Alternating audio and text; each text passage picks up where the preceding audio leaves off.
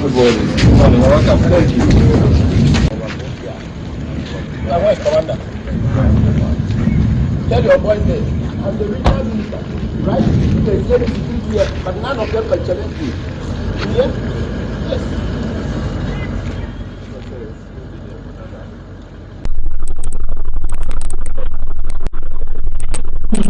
You didn't come there. So you are going to come there before you see that. Which kind of there? Some man can be the first man.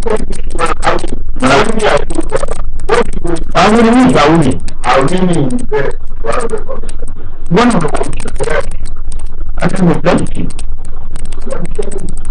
Brother is aware. We are going to complain to him.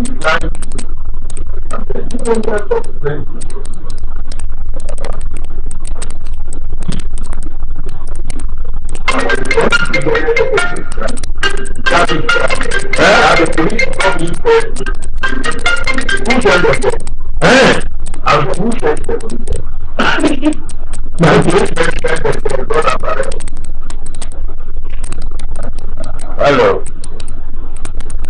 Hello.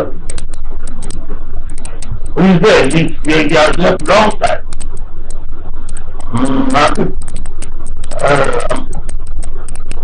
Okay.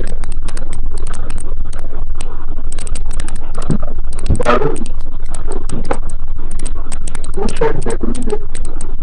Have you ever seen a violation that for all the police? No. What I mean is that I think not about we were there for a month because what we did.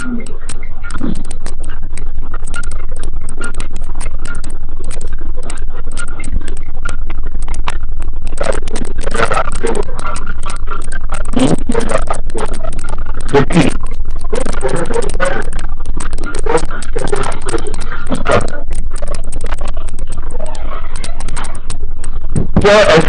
He should call my friend. He's waiting for him. You want to go home?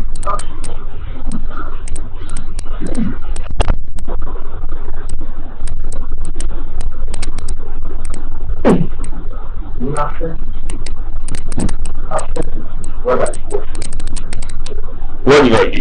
What happened? In my phone. Oh, yes. Yes. What? This is not that somebody telling me what happened. Nabu, you wanted Chief Nabu to ensure, to work towards getting COP Mensah, appointed as the IGP. Is that not correct? Mr. Chair, far from that. That's not correct. It was Chief Bugri Nabu that invited me to his office. And the records are there. And so when you so that's the first answer. If not answer the second. I'm sorry. Were you lobbying or not? Oh. Honorable Chair, that was why I said far from that. I wasn't lobbying for anybody. You should say so. So when you said, I want to hear something good, what was this something that you were expecting? Honorable Chair, it is because he said that the commissioner, that's admirable to almost all the policemen, well respectable, granted the opportunity to be the head of the Ghana Police Service. Policemen will go gay.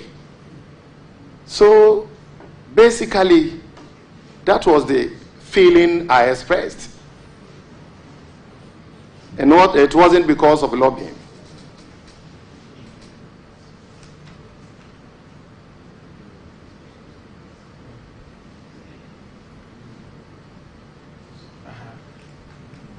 And so you wanted, as you have already alluded to, COP Mensah to become the IGP. And that is what you were talking about just now. Is that not it? Granted that, Honorable Chair, granted that he's giving the nod, I'll be happy. And it is worthy of note that every policeman, my good brother and mate, now Honorable Peter, I never knew there was a middle name started by L. My middle name also starts with L, so I didn't know that. Every policeman's dream, like politicians, every politician's dream, if I'm not mistaken, is that one day he will be a minister or a president. You are mistaken. You are mistaken. Why are you saying these things? You are mistaken. And in the police service, police constable that has joined the service today, his or her dream is that one day he will be the IGP. So if a whole commissioner who joined the police service as a chartered accountant, yes, he joined the police with that qualification, becomes, now he's a commissioner, becomes the IGP, why not? He will be happy. And some of us who have known, who have worked under him and know his capabilities will also be happy. Chairman, permission to just help my brother. You know, this is a public hearing. Whatever you say here, the public is listening. Commissioner Mensah didn't join the police as a chartered accountant. That correction ought to be made.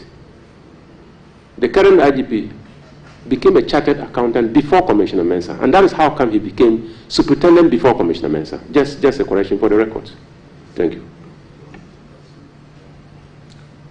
Well noted, Honorable Chair. And so, when you said, I wanted to hear something good, that good was COP Mensah becoming the IGP. Is that not correct?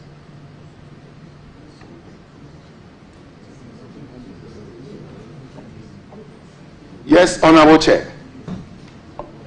And then on page 24, you indicated, so I should go and look for my white dress. So when you had the assurance, you wanted to be sure so that you go and prepare your white dress for the celebration. Is that not correct? Yes, Honorable Chair. Black men, when we hear good news, you'll be in your white apparel. And the good news is that the current IGP is removed and COP Mensah installed. Is that correct? The boogering, sorry, the white apparel matter I alluded to.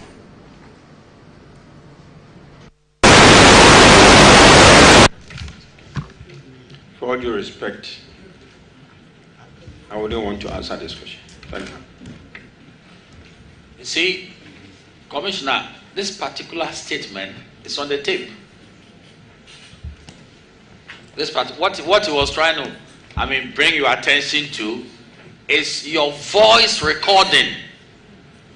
Are you distancing yourself from your own voice? That's what it means, you know. So please, did you say this or not?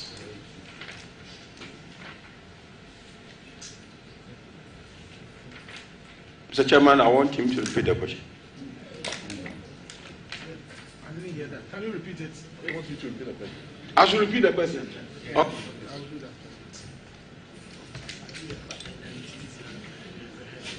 You stated that, I'm quoting exactly what you said, verbatim quotation. Yes, he's aware. I told him, General Secretary, if you don't take care, you will take the party to opposition and you will be the West General Secretary. The next elections, you will lose because you came when we are in power and you couldn't help us the way we want, I gave him all the and I asked whether you made the statement. Mr. Chairman, yes, I did. And so when you said you came when we were in power, what exactly were you referring to?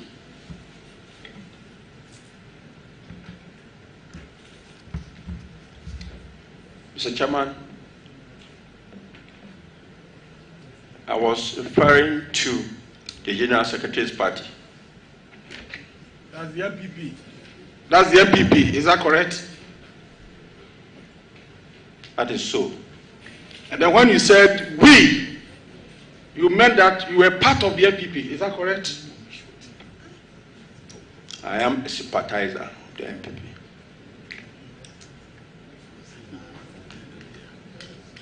So you are not a member, you are a sympathizer. Is that what you're saying to this committee? Yes, Mr. Chairman, I've said it already. Okay. We want the record to capture that today you have indicated to us that you are not a member of the MPP but a sympathizer. I want that to reflect on our records. Again, you also spoke about the relationship between the current IGP, Dr. Dampare, and Professor John Atamels of blessed memory. Is that also correct? Mr. Chair, I don't remember that. If you can tell me what I said, then. It is also captured on in the audio that you stated that IGP Dampare was close to Professor Atamels. Is that correct? Mr. Chairman, that is true and that is a fact. So you said that? That is true and that is a fact. And that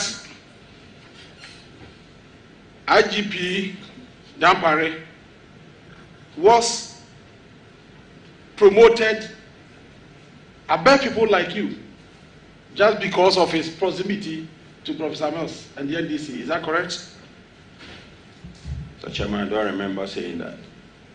Commissioner George Alex Mensah, do you identify your voice on the tape?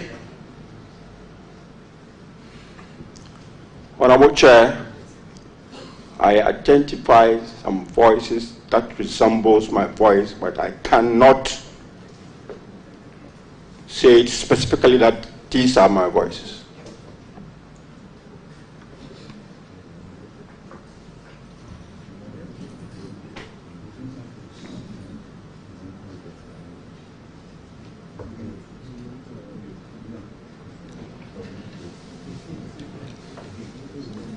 Commissioner Mensah, are you imputing that somebody has doctored your voice? Exactly, Honorable Chair.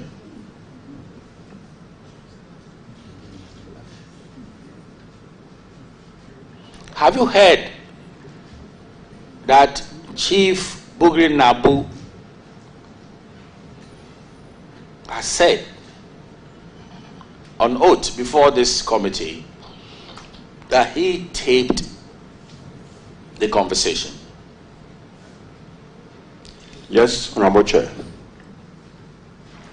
And do you know that he made a positive judicial confession before this committee that was having a conversation with you? Yes, Honorable Chair. When did the conversation take place? Can you tell the committee? Honorable Chair, I don't know when it took place. I heard it in the media.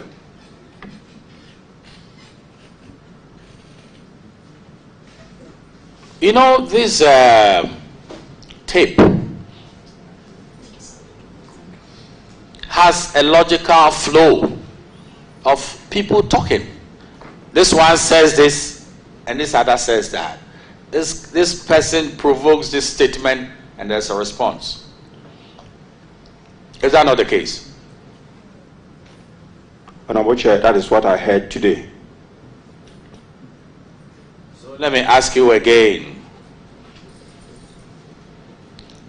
Are you saying, Commissioner of Police, that this is an improvised tape trying to bring you into a conversation that you were never involved?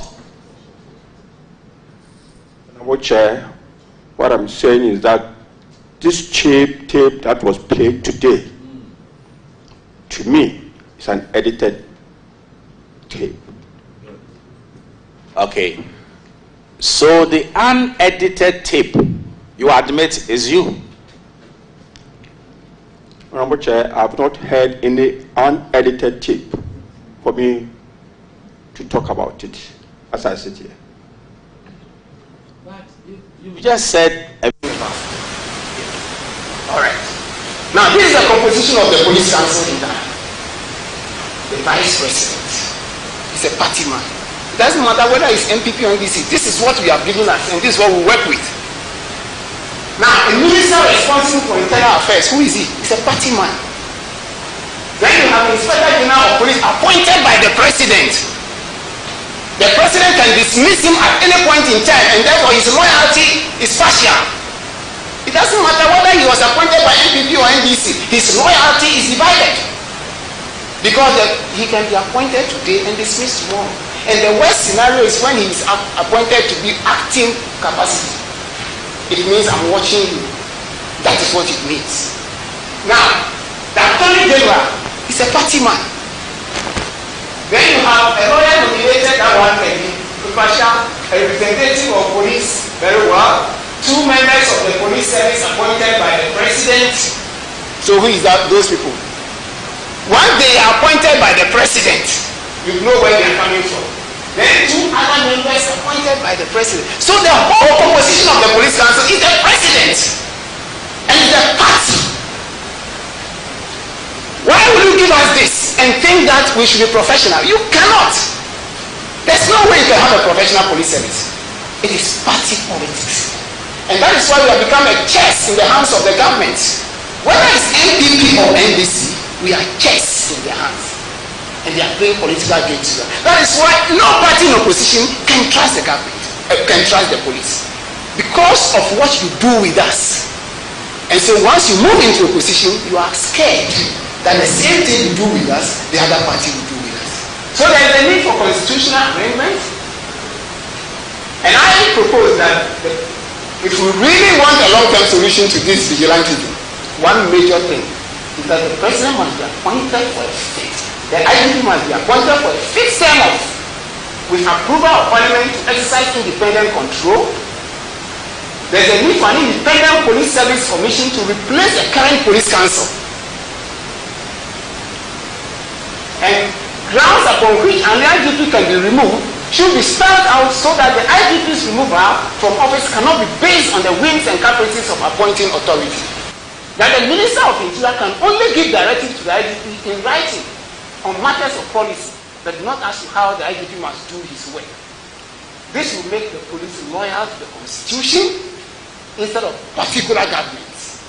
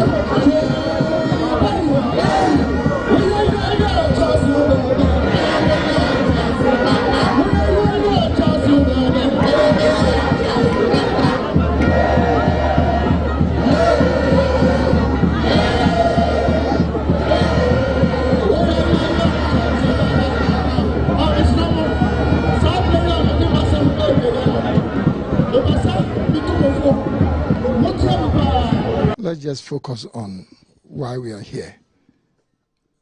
What happened to my colleague on Saturday was an act of total indiscipline and indecent behavior. How do we, as a decent party, going into an election, particularly at the level of superdelegates, superintend such behavior? I mean, look, we all joined the NPP because of our commitment to the values of the party. But what is happening clearly shows that this is not what we bargained for by joining the party. I'm not going to tolerate this kind of behavior. It doesn't make sense. And when we cannot conduct ourselves as a family, trying to select a leader, in a peaceful and organized manner, how do we intend to be able to do the same kind of process when we have 230 people gathered? 200,000 plus 1,000 people gathered, So I'm frankly very disturbed about what has happened. The party must not put a shine on this kind of incident. And we'll have to try and understand why this should happen. So in an internal election. Going forward, November is just around the corner, and we will also go ahead with these delegations. And what do you have to say going forward? My brother, my interest now is about the health of my colleague here. Let us focus on that. That is why we are here. And then we'll deal with those things. Thank you very much. I wish to express formally my profound gratitude to His Excellency the President for the opportunity given me to serve the good people of Ghana in his administration over the last 6 years, and for graciously accepting my resignation as Cabinet Minister responsible for trade and industry with effect from the 16th of January 2023. Thirdly, I wish to use this platform to formally announce my decision to contest the flag bearership of the new patriotic party when the party officially opens nominations for that purpose. His Excellency the President, Nana Addo Dankwa. If you reach a certain stage in life and there is nobody who can look you in the eye and tell you the truth, you are doomed. And that is where our country has gotten to. We need to rescue this country, wallahi. And I feel very terrible as a Ghanaian at this time. What is the difference between the ordinary thief and a political thief? Number one, the ordinary thief steals your money, your bag, your watch, and your jewelry, isn't it?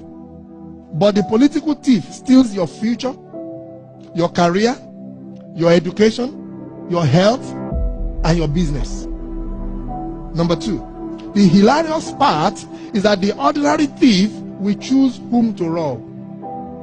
But you are the one who choose the political thief to rob you. Because we choose them. We vote them. We blindly say we are not blind. Who is deceiving who? The ridiculous part of the whole issue is that we will fight to defend and protect our belongings from the ordinary thief. Is it not? But we fight each other to defend and protect the political thief. Is that not what we do? Thugs will be fighting themselves to protect those that are stealing our career, stealing our joy, stealing our health, stealing our success. What a shame. This country is in serious trouble, ladies and gentlemen. We are in serious trouble. We need to rescue this country, ladies and gentlemen. The presidency has been so depraved, so muddied, so dirtied, that I tell you in all sincerity as a Ghanaian, that I feel terribly sad today as a Ghanaian. We need to rescue this country. Wallahi, inshallah. Please don't cry. We shall rescue our country.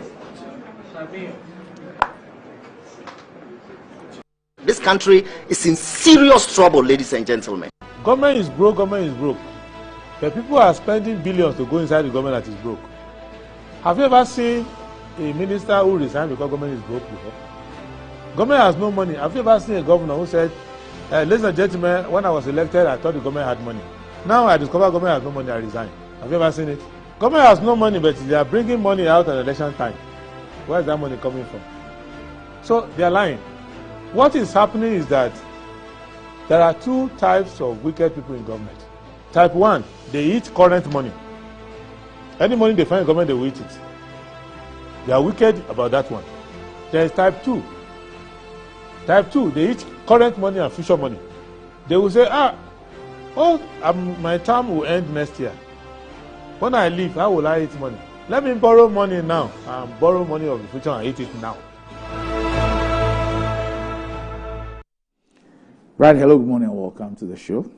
This is Good Morning Ghana live on Metro TV. It's a Thursday, the 7th day of September 2023. By His grace, we're live and we're here with yet another edition of the show. Our gratitude to go to the Most High God for the very privilege of being alive and, of course, the opportunity of having another conversation around the top stories making the rounds here in our dear Republic. I'll let you into our panel for the morning's conversation shortly. But let's check out the front pages of our newspapers. Daily Graphic. Speak up against corruption. Sam Jonah rallies citizens and groups. Alliance withdrawal will have consequences for NPP political scientists. NDC determined to protect constitution. Asiedu Nketia. Tertiary business sense challenge. KNUST joins UEW and UCC for finals. Ghanaian Times. Migration of health workers. Government to halt exodus. Health Minister. Bagri Dam spillage alert. Residents asked to move to higher grounds. Will this ever stop? Urgent action needed to achieve SDGs. UN. Castro laid to rest Saturday. GJ President commiserates with New Times Corporation. Science Book of Condolence. IGP asked to probe alleged suicide by a driver in police cell. Daily Guide. Alliance drop from MPP race shocking. Ghana Colombia strengthen ties. DVLA faces out old driver's license. KJT market traders threaten showdown. NPP flag bearer aspirant balloting postponed. The New Crusading Guide. Let's stay united to break the 8th. Deputy Lance Minister to NPP faithful. Ghana to attain observer status in Pacific Alliance. Wisconsin University participates in 2023 All African Universities Moot Court competition. Machinations threatening party unity in NPP presidential primaries. Professor Jampo. Focus your research more on ready-made herbal medicine. Thontina 74 boss charges scientist. The Insight. Machinations threatening party unity in the 2024 presidential primaries. Professor Jampo warns. Mahama accuses the Akufo-Addo government of opening floodgate for corruption in Ghana. Deputy Roads Minister cuts short for Swedru Apoli-Biposu Road construction. Where the hopes of Africa lies in decolonization, Professor Charles Philippe David explains. The Daily Statesman. We must commit to climate and financing. Akufo-Addo urges world leaders. NPP acknowledges Alliance withdrawal from November 4 primaries. Ghana to commission bioequivalence center in October. Ghana to receive observer status in Pacific Alliance. NSS commemorates 50 years with Remembrance Day today. Business Finder. SOE seek private capital for increased efficiency and productivity. Ghana to be granted observer status in Pacific Alliance. 120 awarded MTN scholarships. Daily Post. COP Alex Mensah interdicted. Take advantage of limited registration to get voter ID card. Mahama. Ghana is not safe with EC Chair John Mensah Otokuno. And that's about it for the front pages. We'll be back shortly.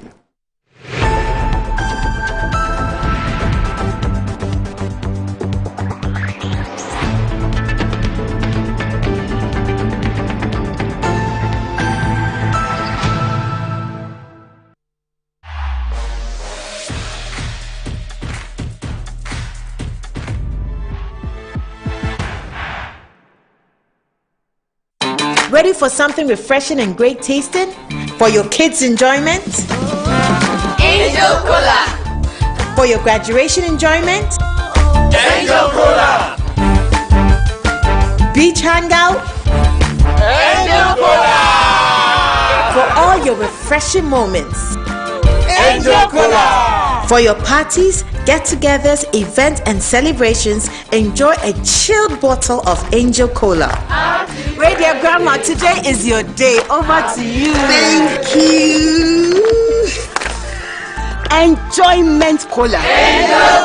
The Enjoyment Cola. Enjoy all your moments and fun time with Angel Cola. This advert is FDA approved. To help meet your business and private printing needs successfully, we have just the right products and services. At Appointed Time Printing Limited, we specialize in digital printing, offset printing, packaging and security printing. Our innovative designs and complete professional touch on our print products such as posters, flyers, brochures, magazines, poll cards and any other print solution of your choice ensure that our customers are always happily connected to their audience. With our security printing section, our clients are assured of a highly secured and confidential work process from start to finish. At Appointed Time, our prices are very competitive. Locate us at the old GNTC building near Swansea Shopping Arcade, Accra. Contact us on 0501 454165, 0501 454167. Appointed Time Printing Limited. Our printing is a solution. In life, choice is good, but choice plus safety is way better. Your safety and comfort is paramount. Under the cylinder recirculation model, you can buy LPG in a safe environment. All cylinders are inspected and maintained to the best safety standards, so your safety is assured. Just take your empty cylinder to the nearest exchange point and swap it for a filled cylinder. Different cylinder sizes will be available to meet your pocket size. Imagine cooking in a smoke-free environment. This will improve the health and well-being of you and your family. Choose LPG in a safer model of distribution. Cylinder recirculation model. Securing your safety. Creating more jobs. A message from the National Petroleum Authority under the patronage of the Ministry of Energy. Enjoy the fruits of your labor, they say, but as humans, aging and physical infirmity stands our way of enjoying our mansions and homes. It often becomes challenging, if not impossible, to use our stairways day in, day out. With portable American pneumatic vacuum elevators, PVs, you are assured of unlimited enjoyment of your mansions and homes. It's a self-supported elevator for vertical movement of humans and goods at homes and offices. The original comes in 3 custom-made models with wheelchair accessibility. Call it luxury, but it's a necessary imperative for vertical mobility. Do not let aging or infirmity limit you. Get one for your easy vertical mobility at home. It's affordable and can be installed in just 3 days without modification to your existing building. It's however easier to incorporate it at the construction stage. We also have traditional Fuji elevators and escalators for your high-rise buildings and malls. Visit Lifts and Elevators Company Limited at Sakumono for your elevators nationwide. For free consultation to call or WhatsApp us on 0200-535-515. Lifts and Elevators, the elevator people. Betway is your gateway to a theme park full of gaming excitement. A whirlpool of wonder where your favorite games come to life. Where you can take to the skies with max payouts that reach into the millions. All in the palm of your hand. Visit betway.com.gh. Terms and conditions apply. Betway is regulated by the Gaming Commission of Ghana. No under 18. Bet responsibly. Betway. Bet your way. Yamawakwaba, the button Nadum Auto Fix and Accessories. Ahadie, a bando KSC near Wakadia. Ubenya Viva. Kabian in the house, any new here. Yansu ye were winning the four, or best son we ye amount. Nadum Auto Fix and Accessories ye you did ye. 24/7 ye says you engine, brake, battery, yes a sound tie. Say bano car wash dia. Ye wo abe fun fidelity say steamer ye the whole car engine abra nsuon core engine nim. Ye san ye detailing metre say ye betwitwu car no mu ba bia ma. Ye wia ye san polish car na ma kama. Enya we no monko ye san to car batteries, tires, rims, any the keke kan. Manadum Auto Fix and Accessories Emma o car en sine dadem na nwa adwuma ma o. Hwehwe ye chira kwan wodansoma na sorry dan ho a any KFC bon hwanimu e won kran. Se wo information anansem bisa bia 024-651-9369. Nadum Auto Fix and Accessories. Now cashless. My studio lights are always on. I never run out of power. With the ECG Power app, I'm able to report an issue, check my credit, buy power, all in real time whenever I need to. I don't worry if ECG vendors are closed. In the comfort of wherever I may be, I still keep my lights on thanks to the ECG Power app. You can simply use mobile money wallets, Visa or MasterCard.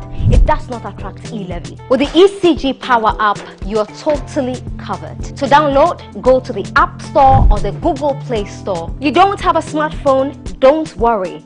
No internet? Don't worry. No data? Do not worry. Just dial *226#. This is what I call convenience in your hands. ECG Power app. A yes, simple pa. For over 20 years of serving the world with herbal and alternative medicine, we've been successful in treating complicated medical conditions with a perfect combination of herbal and alternative methods of treatment like homeopathy, naturopathy, reflexology, and many more. We deliver excellent and effective service to people from all walks of life through scientific and traditional means. We have a well-equipped laboratory with advanced diagnostic and treatment devices to help detect your illness so we know the right medication to be given. At Amen Scientific Herbal and Alternative Medical Hospital, we are proud manufacturers of our own herbal medication. Our zeal and passion to save lives with our patients at heart and outstanding achievements since 1996 has won us several awards. That is why we say, go herbal, go Amen. We are located everywhere in all the regions. Amen Scientific Herbal and Alternative Medical Hospital. Allahu Shafi, God is the He. Step into success with Accra Business School. Boost your career with our prestigious MSc degrees from KNUST. Pick from Human Resource Management, Communication and International Relations, Public Affairs. In just 12 months, our MBA can be yours. Dive into our BSc programs in IT Security and Cybercrime, IT Management and Business and Management, endorsed by top universities in Ireland and Wales. We offer flexible entry, payment and learning options. It's time to unlock your potential and take flight. Visit www.abs.edu.gh or dial 0263 888 555. Let Accra Business School elevate your future today.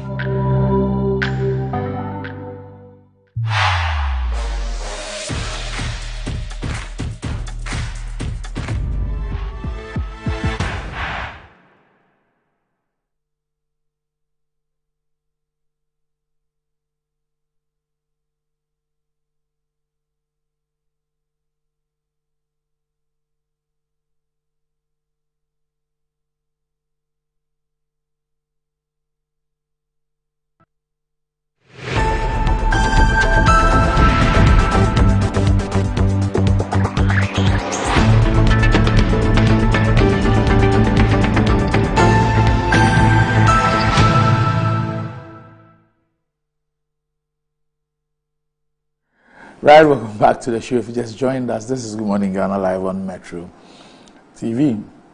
And one of my panelists is telling me something that many parents are grappling with. Maybe I need to make it a subject for discussion one of these days. Do your kids speak and understand your local dialect? There's a question.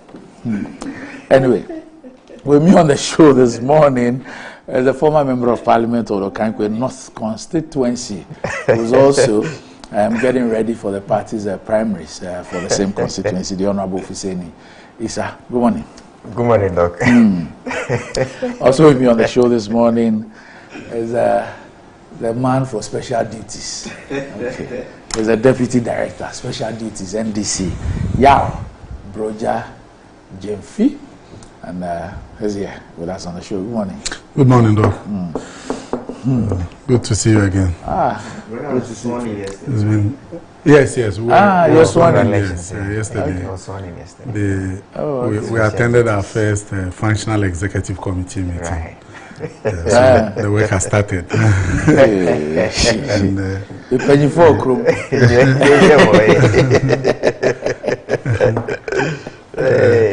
I see. The assignment ahead of us It's the limited registration exercise. Okay. Yeah, so we are preparing towards it. Yeah. All right.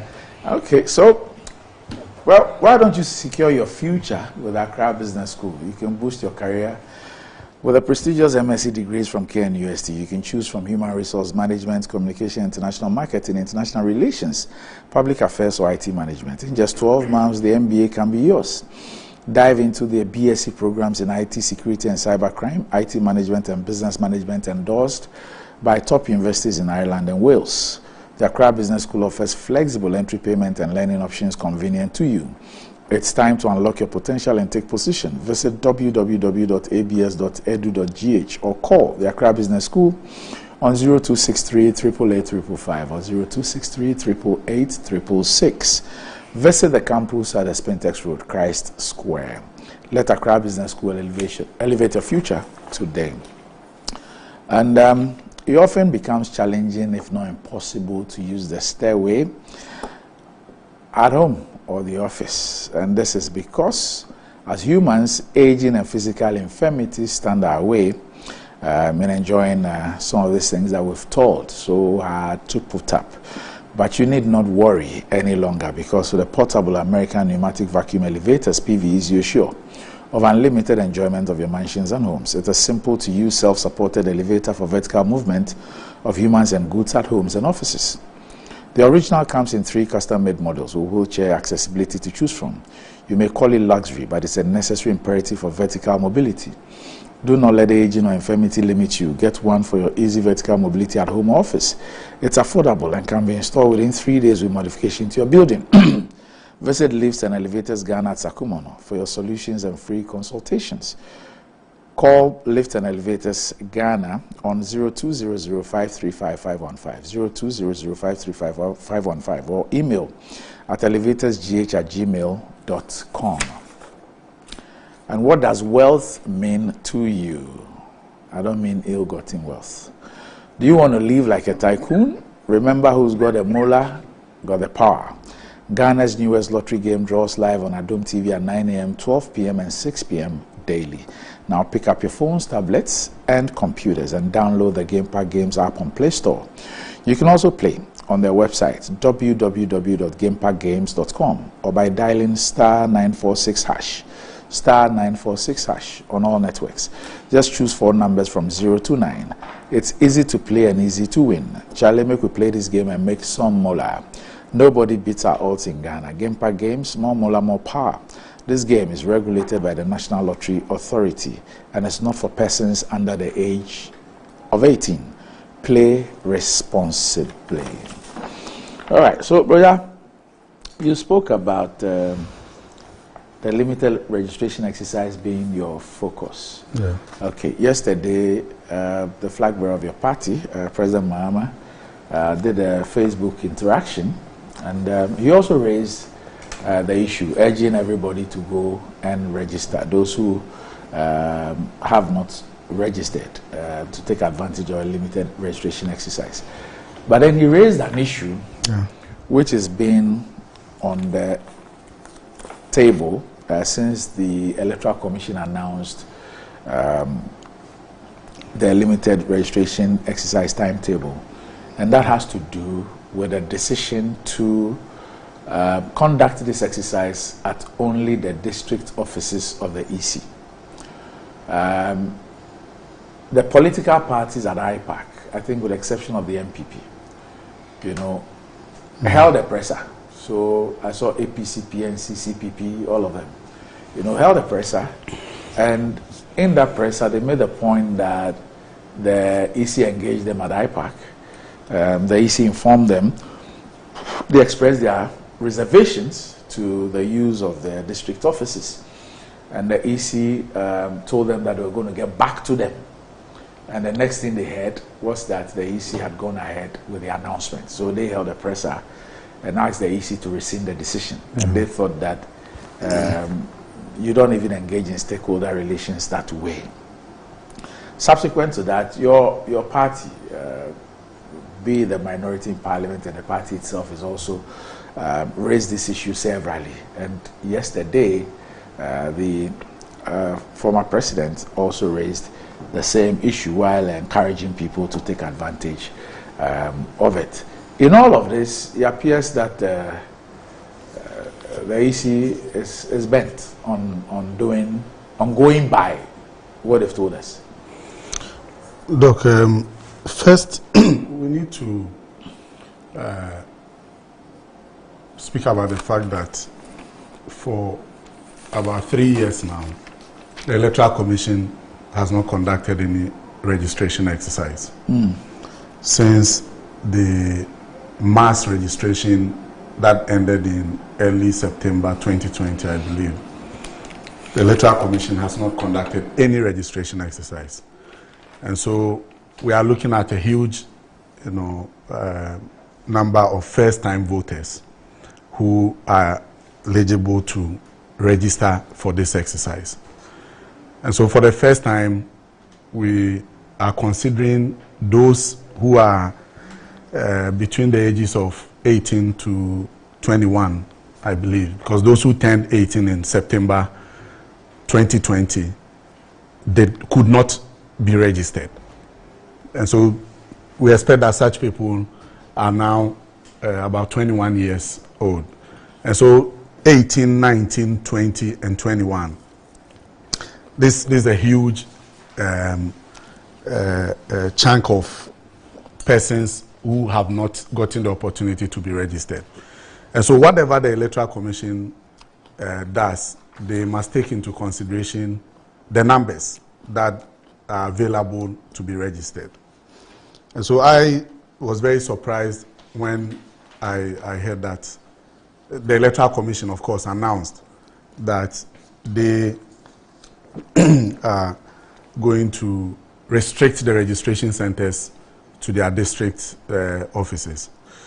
But look, if you study the posturing of the Electoral Commission, it has been one that is interested in suppressing voters and making sure that a good number of Ghanaians who are eligible to register and vote get that opportunity.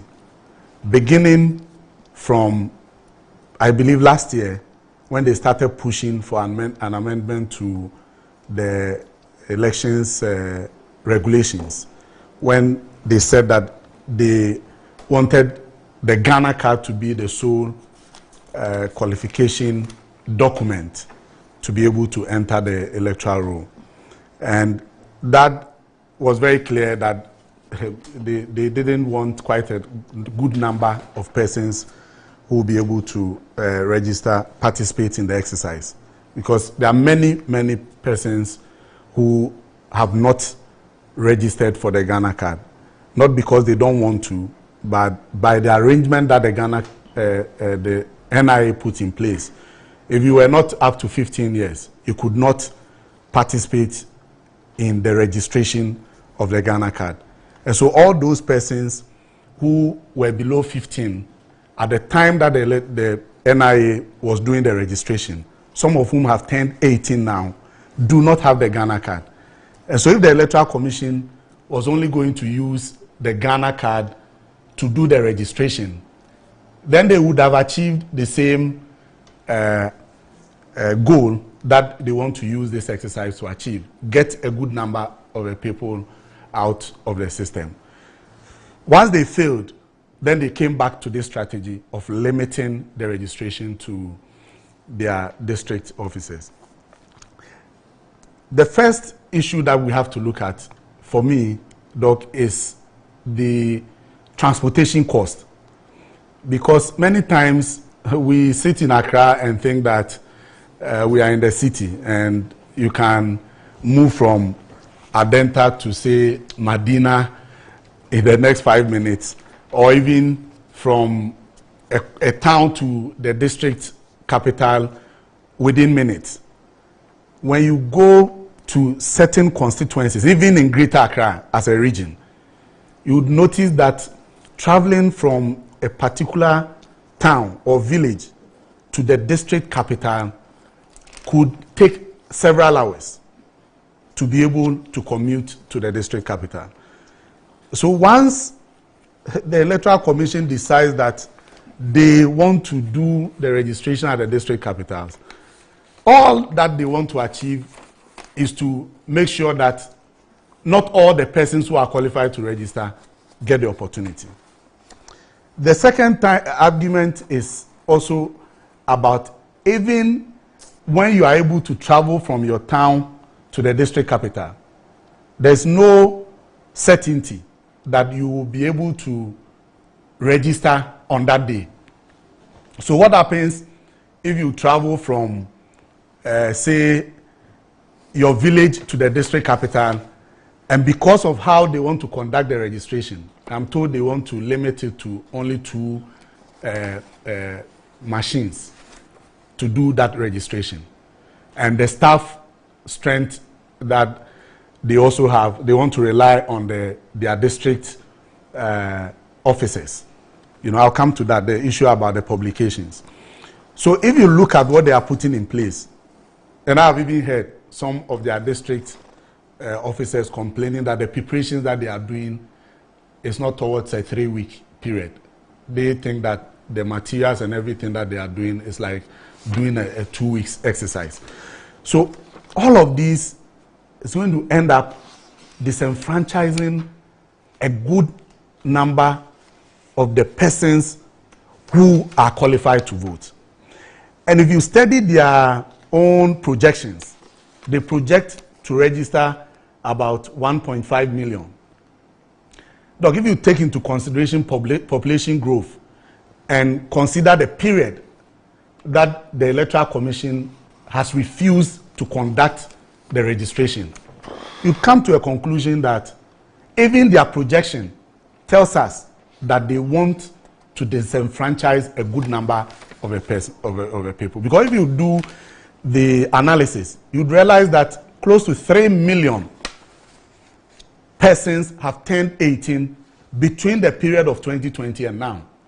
And so if the Electoral Commission that is in charge of the registration would not consult with even the Ghana Statistical Services or any other agency that will be able to give them accurate figures in terms of their projection, because they use these projections to prepare in terms of materials, in terms of personnel, in terms of the period of a registration, then it tells you that they are just setting themselves up to fail, which failure for them will cut a good number of the persons out of a registration. And if you see how political parties, I have seen 10 political parties come together. LPG,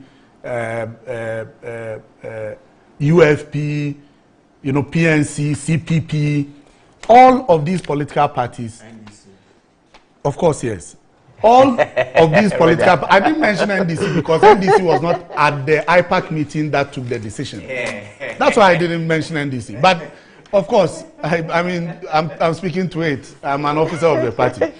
Doc, if you hear some of the things that the political parties say, you even reiterated some of them, that at the meeting, they pointed out to Jane Mensah that you cannot limit registration centers to the district offices, because this is not continuous registration. This is a limited registration exercise.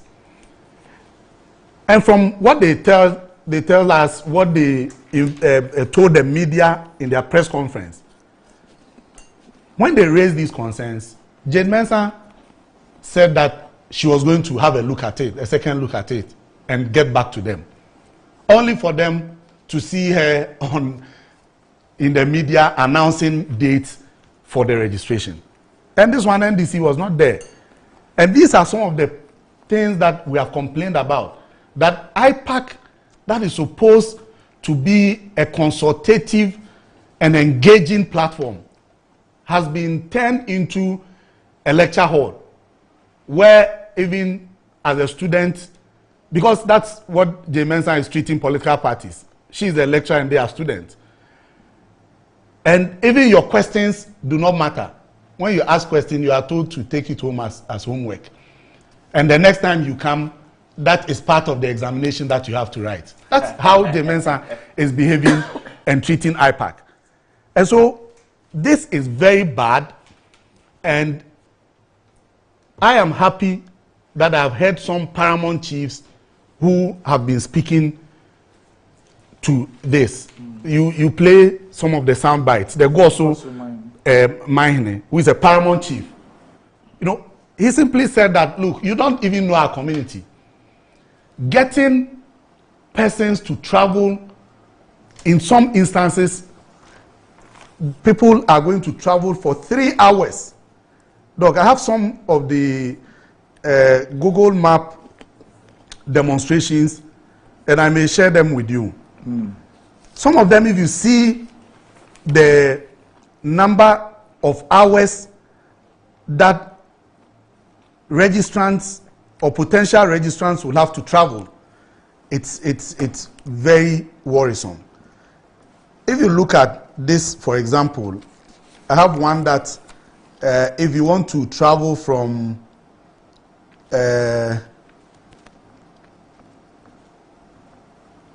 let me see this district. Okay, so this is in Kwanta South Municipal. If you want to travel from Salifukrum to the district capital, Doc, that is 47 kilometers. If you want to travel from Boli, Boli to Bamboy, to be able to register, you can imagine the number of hours you have to commute, the kilometers you have to cover in order to get there. And when you get there and you are not able to register on that day, how do you go back and come? The cost of transportation, some as high as 100 Ghana cedis. In this economy, who is going to give his or her ward 100 Ghana cedis to go and queue to register, not even knowing whether or not the person will be registered on that day? So from all of these, I think that the Electoral Commission must listen and play by the rules. For example, what former President Mahama raised yesterday in his Facebook Live event. The NDC has written to the Electoral Commission demanding for the publication of officers of the EC who are going to undertake this registration, because the Public Elections Regulation, as amended, is very clear on that the EC must provide the pictures, the names, and other details of registration officers at the various district offices. This has not been done. And so we do not know the persons who are going to be involved in this registration. Note that we just have a few days to start the exercise. And so even the 14 days that the regulation gives to the EC to publish the registration officials is far gone. And as at yesterday when I checked with the Secretariat of the party, the Electoral Commission has not responded to our letter to them. I also know that some members of parliament from especially the northern part of the country and some from the plains, the Afram Plains areas, have also written to the Electoral Commission demonstrating how difficult it is to get potential registrants to the district centers.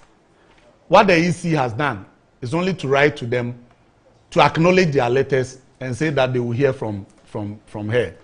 And up to today, the EC has not taken any practical measures to address this.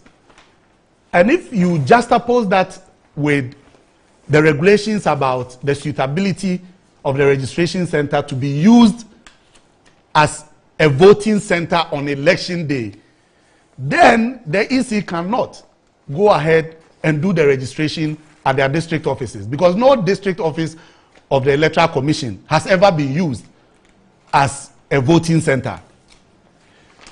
The second also has to do with... Sorry, sir, no district office has been used as a registration center. As a voting center.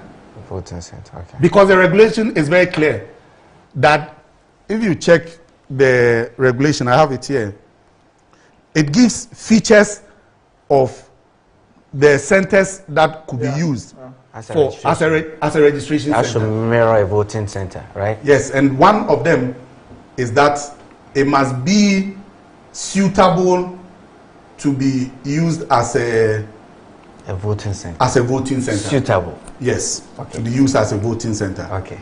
And none of the Electoral Commission's district offices has ever been used as a voting center in any of the elections that have been conducted since 1992, the beginning of this republic.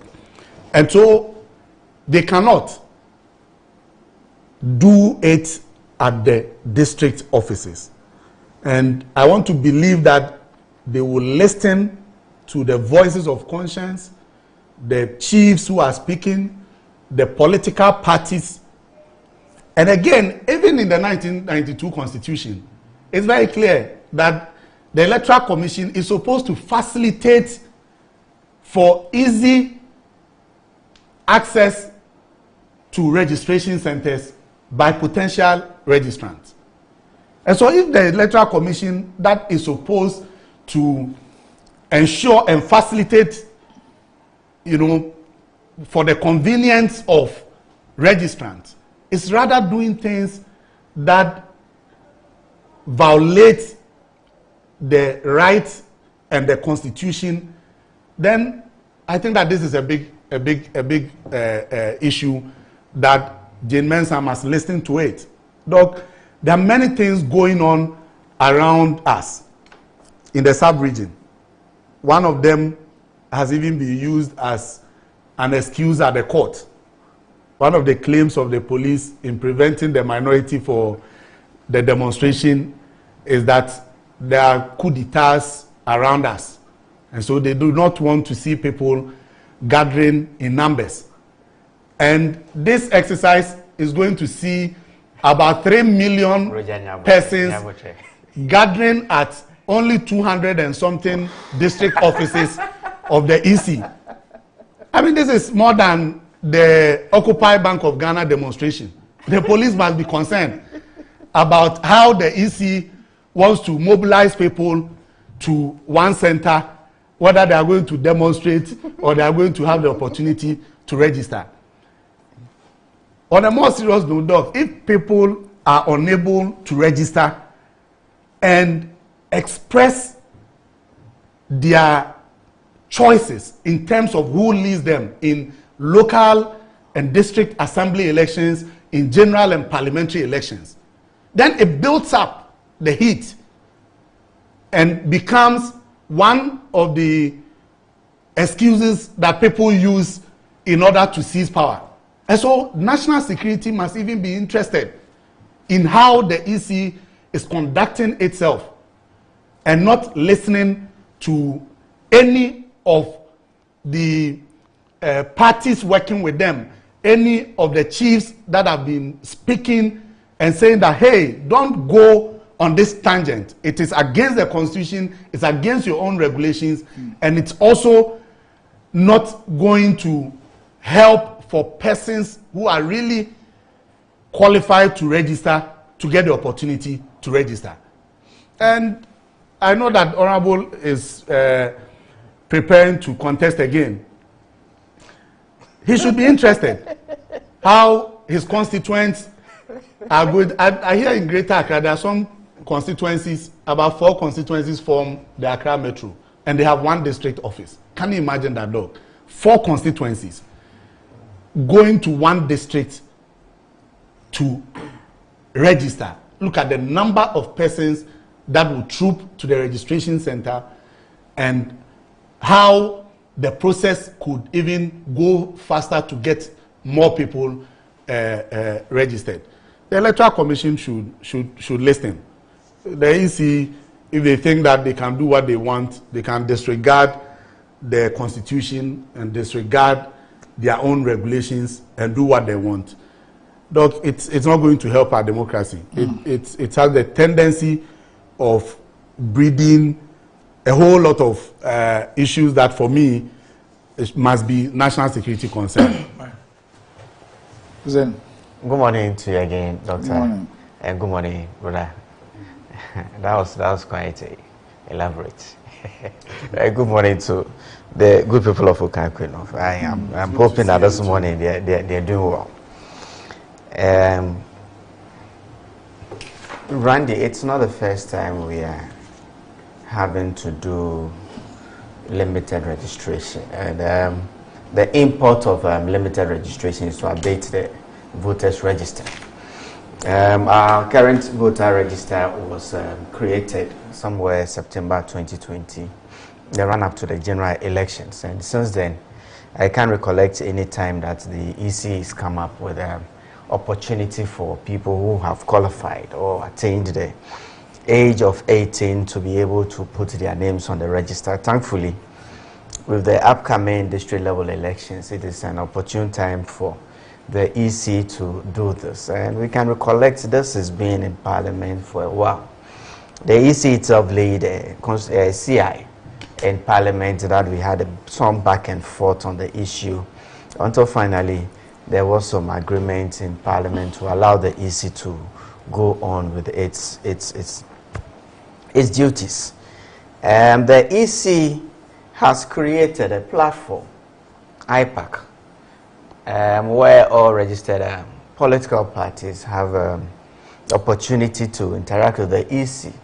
And the EC, over the years, have used this platform to come to some agreements on issues that are quite sensitive, or issues that the parties have divergent views.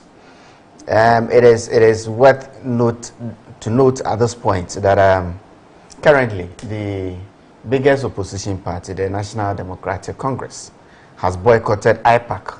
So all the points that my brother here has been able to articulate this morning are not points that his party have the opportunity or his party have gone to IPAC to lay those points to the EC. Other parties might have done that on their behalf. I'm not privy to that. But you see, we are also building a democracy, and over time, we have to work at things or arrangements getting better than they were. I can tell my brother here that it is not the first time that the Electoral Commission is doing limited registration and has decided to use its district offices. And I can also say with all certainty that the process is even gotten better. I am going to paint a picture in my constituency. Hitherto, before 2016 and right after 2016, the three Okankwe constituencies, Okankwe North, Okankwe Central, Okankwe South, we had our district office at Kaneshie, close to the Kaneshie market. And so when a young person needed or attained the age of 18 and had to put their name on the voters register, they had to travel from Achimota to Kaneshie to be able to do that. Thankfully, with the creation of new districts, we have a district now, Okankwe North Municipal Assembly. And Assembly is going on to create an office at Achimota.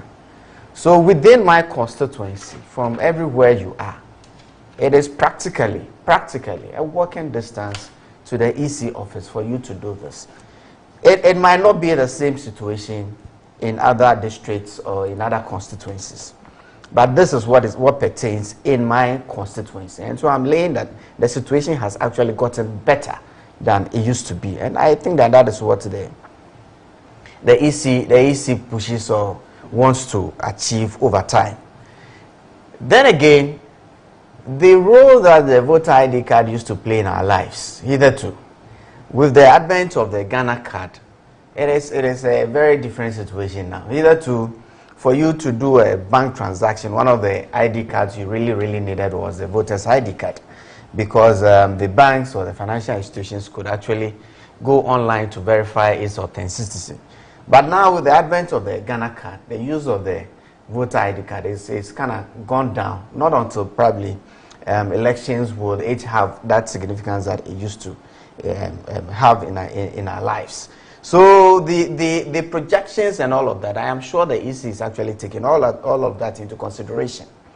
We are hearing the NDC make a point about the national ID card or the Ghana card, which is still inaccessible. As we speak, the NIA has opened up its systems and allowing those who don't have the Ghana card to be able to obtain the Ghana cards. And even beyond that, you still can use other means of verification and getting your name on the register.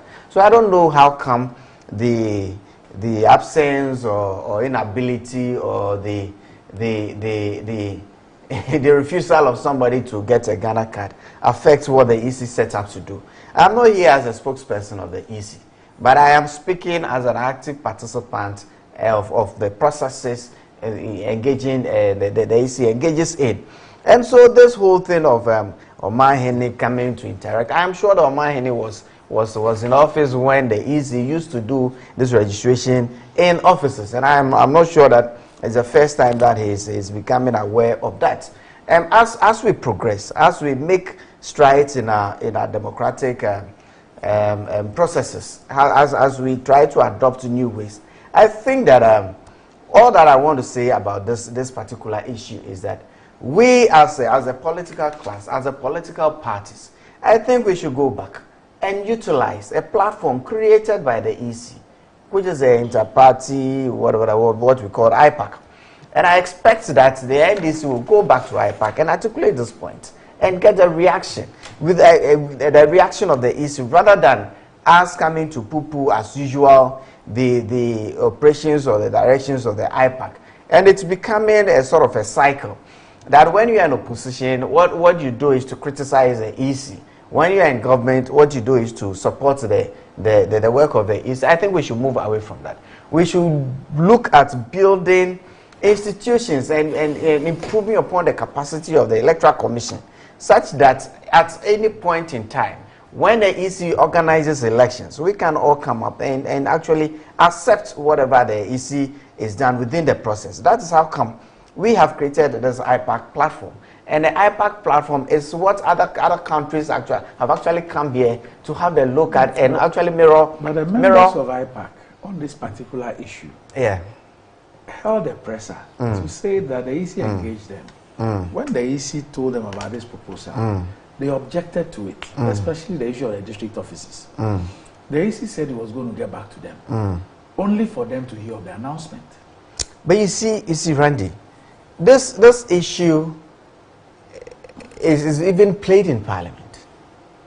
When the CI was late, there were other issues, and maybe this is not a platform for me to actually say some of this things. But the EC tries as much as possible to move along with the participants in the political process, and I am sure that the EC also has reasons why this is happening. I am not here as a spokesperson for the EC, right? But I have participated actively in this process, and that is where I am telling you where the EC has come from, where the EC is today. The EC has not responded, to the best of my knowledge, to the pressure by the parties.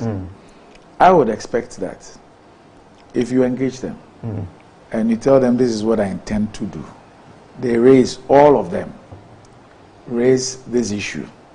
You say you get back to them. If for any reason you think that what they are requesting for is not tenable, at least get back to them and tell them that yes, we listen to you, we say we're going to get back to you, we have analyzed it for ABCD reasons, we would have to go with the initial plan. So that even if they are not happy and they disagree with you, you told them that you get back to them. You've gotten back to them. And you've told them that, yes, I've gotten back to you, but I still don't think that I would be able to go with what you're saying. Because you see, this issue of it is just advisory. We are not bound by what you say. We just have to inform you. We just have to let you know. It's the same reason why some people say that if that is the real issue about IPAC, then what's the point? So I'm saying that taking cognizance of this history and even looking at stakeholder relations, if I were to consult you as a stakeholder in a decision I want to make, and I tell you that this is what I want to do, and you raise issues with it, and I tell you that, okay, let me go look at your issues, because I didn't expect that you raise these issues. Let me go look, and I'll get back to you. And the next thing you hear is that I have communicated what I told you without getting back to you. How will you feel? If I call you to another meeting that come and let's discuss, will you be motivated enough to come there? Randy, the EC had published its program for the year much earlier on. Yes. And the back and forth of some of the provisions contained in the constitutional instruments that the EC took to Parliament. It was back and forth. You know, it has actually gotten the EC to revise most of the dates of some of the programs it set out to do in the year, including the date for the district level elections. Parliament now is on recess, and sometimes the back and forth itself, it's a real challenge. It's a real challenge, given that the law states and it's a definite date on which the district level elections had to take place. The EC had to go back to revise all of that. And if we have to keep going back and forth, I mean, a lot of these things will be thrown up here. I am not saying that the feedback that the EC promised the participants at IPAC, it's a basis for rationalization. No, the EC should actually, like you said, gone back to them. That's the essence of this engagement. But even at the first engagement, I am sure that when the participants at IPAC had come up with the reasons why they were thinking that the district officers were not too convenient. I've heard members of parliament speak about that. But I'm telling you today that, look, the situation in my constituency, it's gotten much, much, much better. And it is not the first time that this exercise is taking place. When you go on to look at the provisions of the regulations, and it says that, and based on the basis that no EC office has ever been used as a voting center, and so what the regulations say is that it should mirror, it should look like a voting center. And now, and it's very clear, when you go to our district office, they're set up there. It's very much like a voting center. So it is not a basis for saying that because the EC office is not a voting center, we cannot undertake registration of voters there. I don't think that it's a point at all for us to believe on, because it is just about the setup. I think that we should engage the EC more. I think that is Qatar in your constituency? Yeah, Qatar Hotel is my constituency. And where is the capital? Achimota School. Achimota School, yeah. Okay, so Malik Adamas is, I should ask you whether someone can walk from Qatar down to Achimota College to register, since he said it's a walking distance. I do it every time. I walk around the constituency, so I can walk from Qatar to Gempa. It's for me. It is. Qatar, I said practical. Qatar is the. I said practically. The Kuba Nyabiche traffic light. Yeah. And I'm telling you that I do it. I'm not saying you do it because you are campaigning. You're suggesting that those who want to register, they should go that distance to register. Malik is just being disingenuous, but I'm saying practically. I'm saying practically. No, it says it's true. I am saying practically. Yes. Practically. Yes. It is. How about when the office, when the district office, was in Carnation? Was in Carnation. Yes. When prior to 2016, yes, and earlier times when I was in Pan, it was in Carnation, and people had to leave La Paz to go to Carnation to register or have replacement of their cards or whatever they wanted to do on the voters register. Okay. So this is how practical it is. When you are from Qatar Hotel going to Achimota, and from Qatar Hotel going to Carnation, there has been mass improvement, and that's the point I'm making. That since 2016, there has been improvement in the process. And so I am not a spokesperson for the EC, but I'm saying that, look, this whole platform of IPAC, we can use it better. I think that the party should go back, including the NDC. And I've heard the venerable Afarajan advised the NDC to go back to IPAC and engage at IPAC rather than doing that. You see, Randy, I also mentioned something earlier on. Yes. I'm sure it's not the first time a major political party has left IPAC. Yes. It's not the first time. But it is not what we want to sustain in this democracy. The point I'm making is that we've had a press conference, at least for once, not addressed by the NDC. All the other political parties who disagree with the NDC about quitting IPAC and sit at IPAC every day, they collectively hold a press conference and express how they have been disrespected and ignored and despised by the EC. So what I think we should do, and what I think we should do, is to improve processes at IPAC, for it to be a platform where there is real interaction or some stakeholder engagement, real, such that it is not a case where, like you want us to believe this morning, that the EC goes to announce what they want to do. It's not me wanting you to believe. It's that's what I'm getting. And the EC has not denied. Which pressa is it? The pressa organized by the other political parties.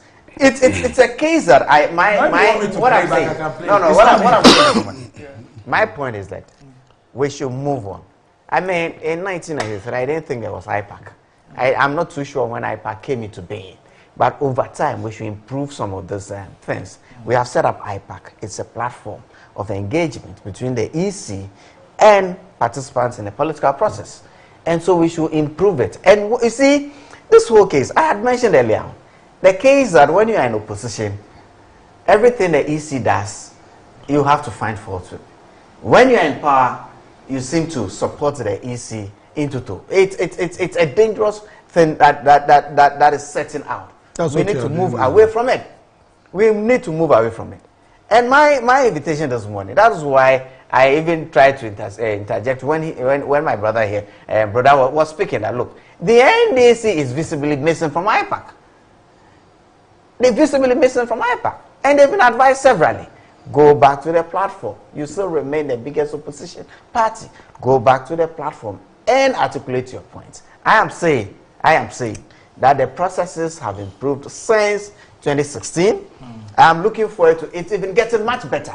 This whole thing of even us looking at this continuous registration, I think we have to get to a point where we don't even have to set up limited times like this. We have a continuous or rolling register, so that when you qualify, because we have your data per the Ghana card, you are put on there. At election, you decide, as they do in Nigeria. At election, you decide that this is where I want to go and vote. So prior to elections, you go there with your your Ghana card and say, this is where I want to vote. You already have my details. So at election day, you go to your polling station and vote. This is where we want to get to over time. And so these are processes. I think that we are improving gradually. Probably we are not moving as fast as it. But you see, all of this is also built upon the digitalization agenda.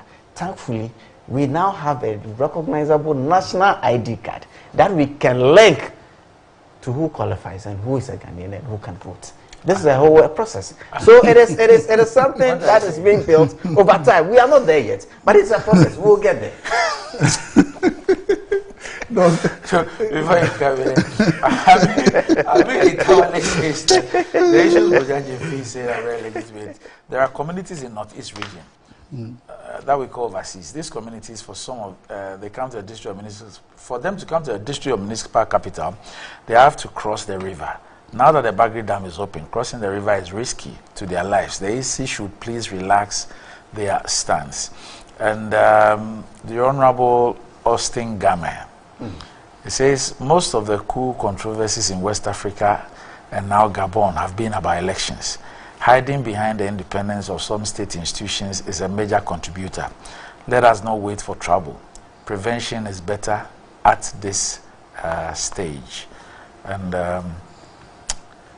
Prosper Chikwe says, I should tell you that he says he finds it annoying to say that you should and can walk from La Paz to Achimota. Who is that? Prosper Chikwe.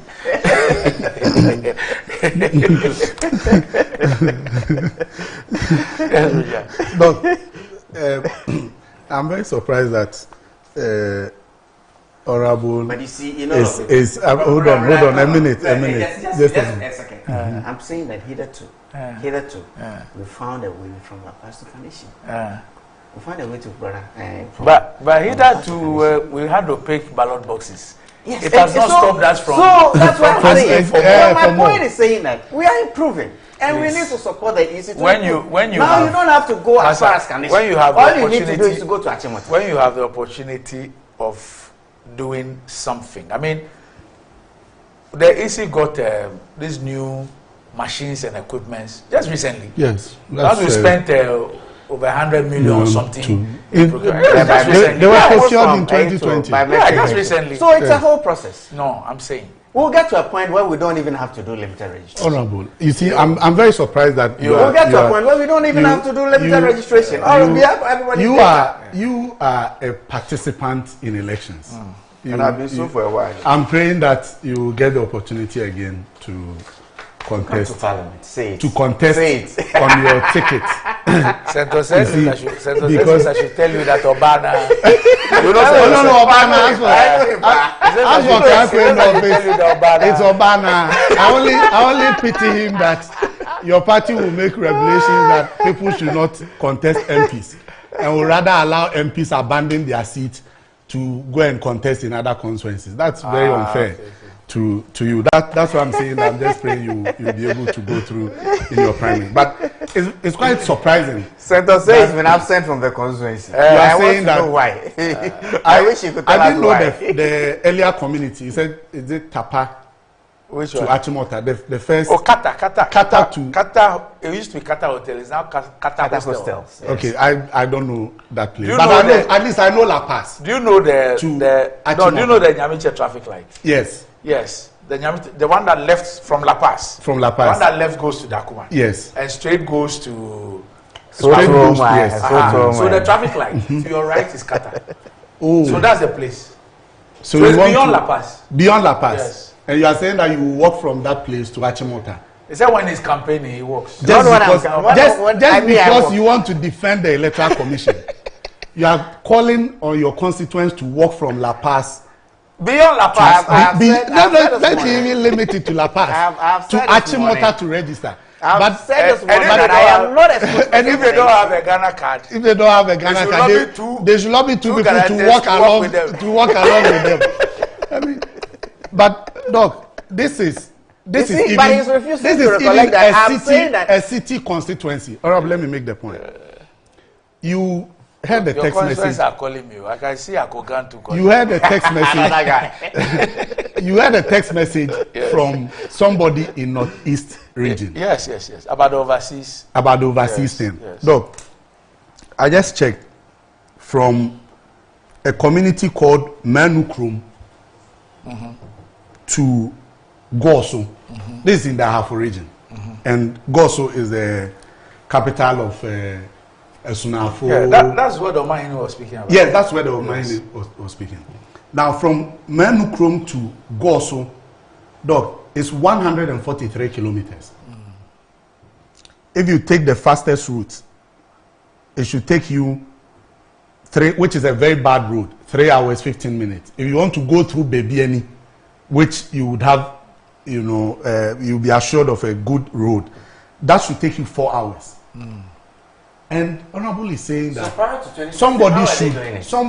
the registration centers were taken to the electoral area level. No. That's why these people were able to register. No. We've participated in registrations. I am telling you that we have had limited registration. No, you are getting it wrong. Hold on. This is why Obano will always win you.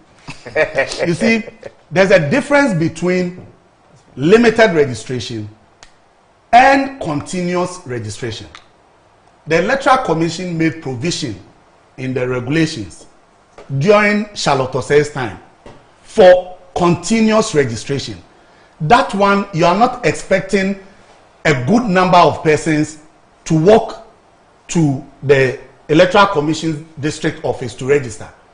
There's a mass registration, there's a limited registration, and there's a continuous registration. This is a limited registration where you are expecting over 3 million potential registrants You cannot do that at the district office. And to quote the law to you, if you check the regulation, regulation 2(1) and 2, it says that the commission shall designate registration centers for the purpose of registering voters and may designate any place it considers appropriate as a registration center. This 1A and B. Now, if you check the 2, it states, in designating a place as a registration center, the commission shall take into consideration A, the suitability of the place for use as a polling station on election day. It is not saying that they should arrange the place to resemble a polling station. The suitability of the place for use as a polling station on election day, so that if the place is not suitable to be used as a polling station on election day, you don't use it as a registration center. That is why that is why even in designating registration centers at the electoral area levels, they use polling stations as the registration centers. Now listen to the B. It says that the accessibility of the place to prospective applicants for registration. And this is mandatory on the Electoral Commission to consider the suitability of the place to be used as a polling station, and also that the accessibility of the place. And you are here saying that people should walk from Accra to Kumasi to register. That's simply what you are saying. Because if persons from Menukrom to Goso would take 4 hours, you are just saying that people should walk from Accra to Kumasi to go and register. And you cannot. So just hold on. On the issue of it's always been at district offices and all that. There's a document that Osei Kwame Griffith, who's a former executive secretary of the National Identification Authority, he issued, I think, about 3 days ago. Okay. And in that document, he actually provides some data on how the limited registration exercise has been done since we went biometric. Yes. Okay. So and would look at it. But I mean, let me take us through it a bit. Okay. It's quite lengthy, but I'll just try and see if I can pick salient points. It says there's been a lot of, it's a 2023 limited voters registration exercise. Ghanaians must call the EC to order. It says there's been a lot of commentary on the press conference held by the Jane Mensah-led NPP re-election commission, as I described them. Since it was held on Thursday, 17th August 2023, my intention is not just to add one to their number, but to present a point of view as an expert in biometric technology and mass registration exercise. And secondly, to expose the misinformation that has been spewed.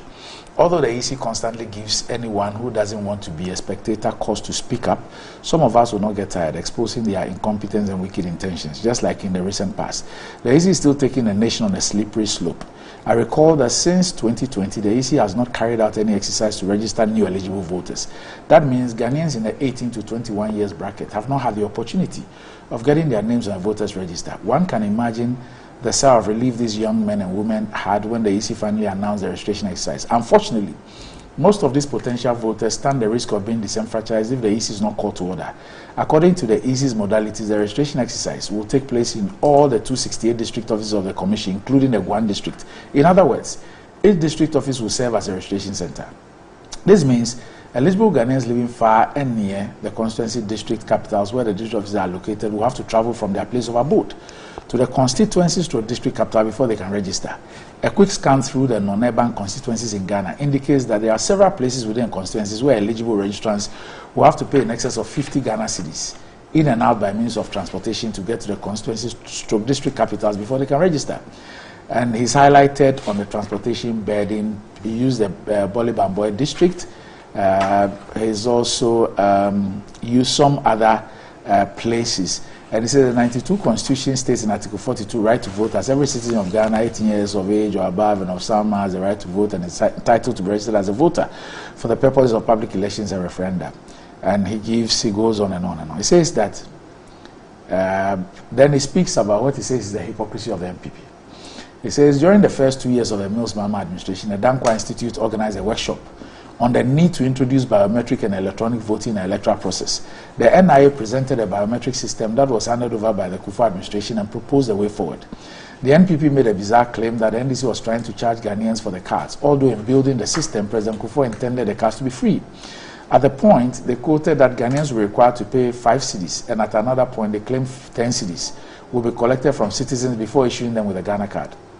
As a former staff and chief executive of the authority, I wish to state categorically that there was no such intention to charge for the Ghana card at any point. Interestingly, the reasons the MPP gave for the disagreement to any form of charge or cost to attaining the card is still relevant today. They held the view that the card was multifunctional and would be mandated for use in several services, including elections. They thus indicated with emphasis that any Ghanaian, so it says, I'm therefore amazed at the silence of the MPP when citizens of this country have been asked to transport themselves from various parts of the country to the AC district office at the cost of 100 cedis. In some cases, the smaller parties who until now have virtually supported the MPP to chair the issue over the years have even kicked against the EC's current decision. They've all joined the NDC to condemn this move. They recognize that the EC will not achieve the inclusiveness that the continuous registration is supposed to promote. Now, this is the part, and I'm going to put this part on the screen for you to see. Now, he goes on to ask the question, how did Jim Mensah's predecessors do this? And he says, I've selected for comparison 5 registration exercises since 2012, when the biometric registration system was introduced in Ghana. The table below presents a summary of all 5 selected mass/limited biometric registration exercises, 2 under the leadership of Dr. Farijan, 1 under the leadership of Madame Charlotte Osei, and the last 2 under the leadership of Madame Jean Mensah. So that's the table there. So you will see, under Kujua Farijan, so there was mass registration, the period is there, it was for 40 days. This is 2012, the centers were 6,000. They projected 14 million registration. They actually registered 13.724. So there was a 98.03% success rate. Kujua Farijan also did limited. That's 8th of April 2014 to, 4th of August 2014 to 13th of August 2014. It was for 10 days. Registration centers, watch that, 6,000. Projected 1 million. Actual registered 857,177. So that's 85.72%. Then under Charlotte Osei Limited, 28th of April 2016 to 8th of May, 10 days. Registration centers 6,000. They projected to register 1.2 million persons. They registered 1,069,000, representing an 89.11% success rate. Now, under Madame Jean Mensah, limited registration 16th of September 2018 to 25th of September, 10 days. Centers 47. Projected 100,000, actual 47,000, which is a 47.81%. Then limited registration 17th of June 2019 to 7th of July 2019, 21 days. Number of centers 1,950. So there was 3 million. I think there was extension. They had extensions. So there's 3,500,000, 700,000. No, Doc, it's yes. the projection. Yes. They first made a projection of 300,000, and they amended it to 500,000. Then to 700,000. And to 700,000. Okay. But they still registered 1.2 million. 1.2 million. Okay, so that's what is there. So it gives you, it says that Dr. Kujua Farijan embarked on mass/limited registration of eligible voters twice using biometric technology. He organized a nationwide mass registration of voters between March 24 to March 5, where projected to enroll 14 million using 6,000 centers. And then he also, 4 to 13th August, embarked on limited exercise. He used 6,000 centers. And then Madame Charlotte Osei, also limited registration, 6,000 centers across the country. And it says that Dr. Jim Mensah, before the referendum, which covered 47 districts, embarked on a limited registration exercise targeting just the 47 districts. So that is the small one. That was the small one. And it says she set for herself a low target of 100,000. It says it will take place in only the 47. And that was a low target. Then 17 June to 7 July 2019, a limited registration exercise which she initially announced would take place at the EC's district offices throughout the country using the VMS online system. She first mentioned the projected registrable population of 300,000. The figure the NDC cautioned was too small, as our internal checks with Ghana Statistical Service revealed a registrable population of 1.7 million. She later adjusted it to 500,000 and subsequently announced 700,000 at a press conference 2 days after the registration exercise had started. Secondly, the NDC indicated that the VMS system, which were already fixed in the district office of the EC throughout the country, were not designed for mass registration, for which reason any attempt to deploy them for that purpose will generate functionality challenges. This advice was also flatly ignored by Mrs. Jimensa. At the end of the registration, the EC had registered 1.2 million registrants, 400% more than their initial projection of 300,000. Interestingly, the Jimensa EC said it was the effective PR campaign that brought out the numbers. Okay, so it says that we know PR cannot make a person 10, 18 years and all that. But the key point here, in all our conversation, is that if you look at this data, under Dr. Kujo Farijan and Madam Charlotte Osei, for limited registration exercise, they use not less than 6,000 centers. Yes. So they go to the level of the electoral. Let me land. Let me get comment. No, before you come, please. So, Doc, they use not less than 6,000 centers, which means that they went to the level of the electoral areas. Okay. Because even the regulation states that the Electoral Commission's compilation of the register would be done on electoral area basis. Okay. And so they build the register based on the electoral area. So that if you go to one center within the electoral area, the law even allows them to put you anywhere within that electoral area. And that's why they go to that level. Now, if you check the data, you would see that between 2018 and 2019, just 1 year, Jane Mensah registered 1.2 million. Even though she projected 300,000, kept amending until she got to 700,000. Now, between this just 1 year, between 2020 and 2023, Jane Mensah is projecting to register 1.5 million. Has she not gotten herself, or has she not studied her own data to see that if within 1 year you did a limited registration exercise that produced 1.2 million, even if you will not consider data from the statistical services, you should look at your own data and that you should come to a conclusion that the period of 3 years would give you more than the 1.5 million. And so the numbers are huge. And that should even inform you, even if you are not going to go by the regulations, that should tell you that you must decentralize more. Doc, in 1988, or I think 1987-88, when an exercise was conducted, a voter registration exercise was conducted for the local government elections. In that registration exercise, Doc, if you read about it, you would notice that the Electoral Commission at the time, that's I think National Commission for Something Democracy, they were moving from house to house, institution to institution, to register people. This is 1987, and we are in 2023. You are telling people to walk 4 hours to your district offices to register. This is something that, if you ask yourself, what is the main reason behind this? There cannot be any tangible reason, because the commission has not complained of any financial constraints. They are not saying that they do not have the money. They are not saying that they don't have the human resource to be able to do it.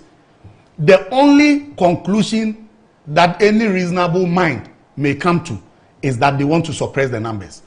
Because a government that is so unpopular anywhere in the world would only wish that the persons who are qualified to vote do not get the opportunity to vote. Simple. That is the agenda that Jane Mensah is embarking on. How to get the numbers reduced.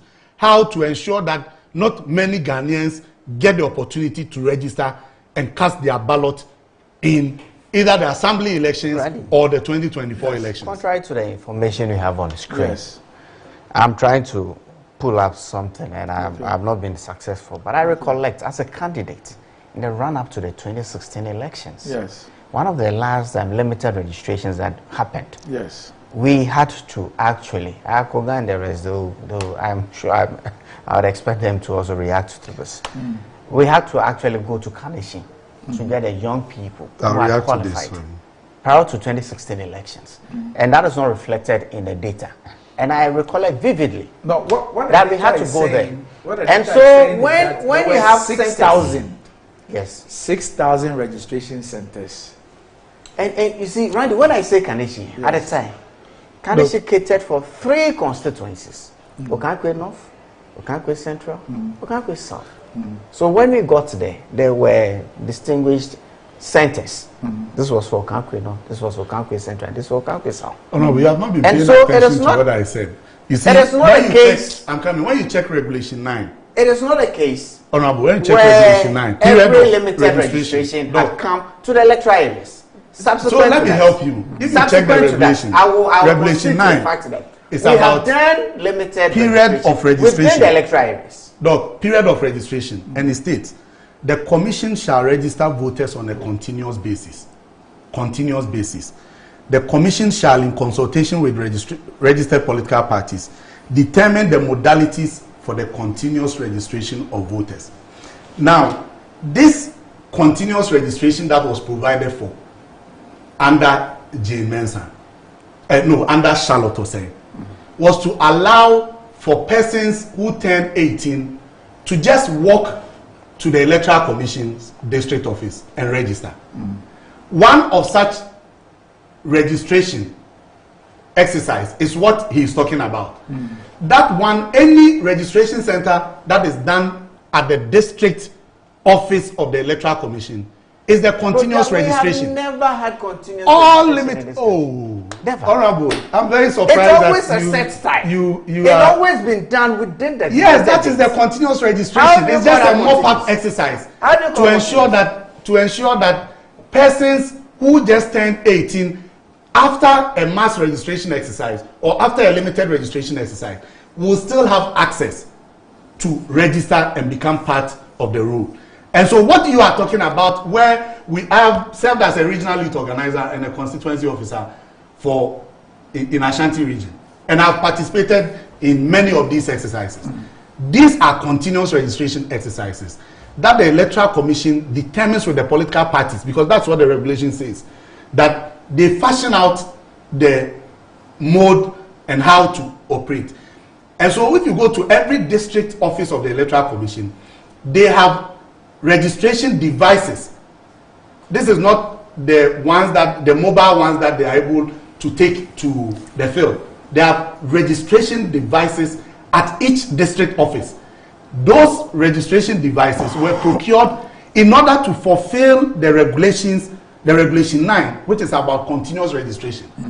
And that's why you are looking at a limited number of people. If you look at the data, you'd realize that when Jane Mensah did the one in 2018, which was just for 10 days, she registered 47,000. That was the one. No, that was the one she did in the 47 centers. Yes, that was because of the continuous registration.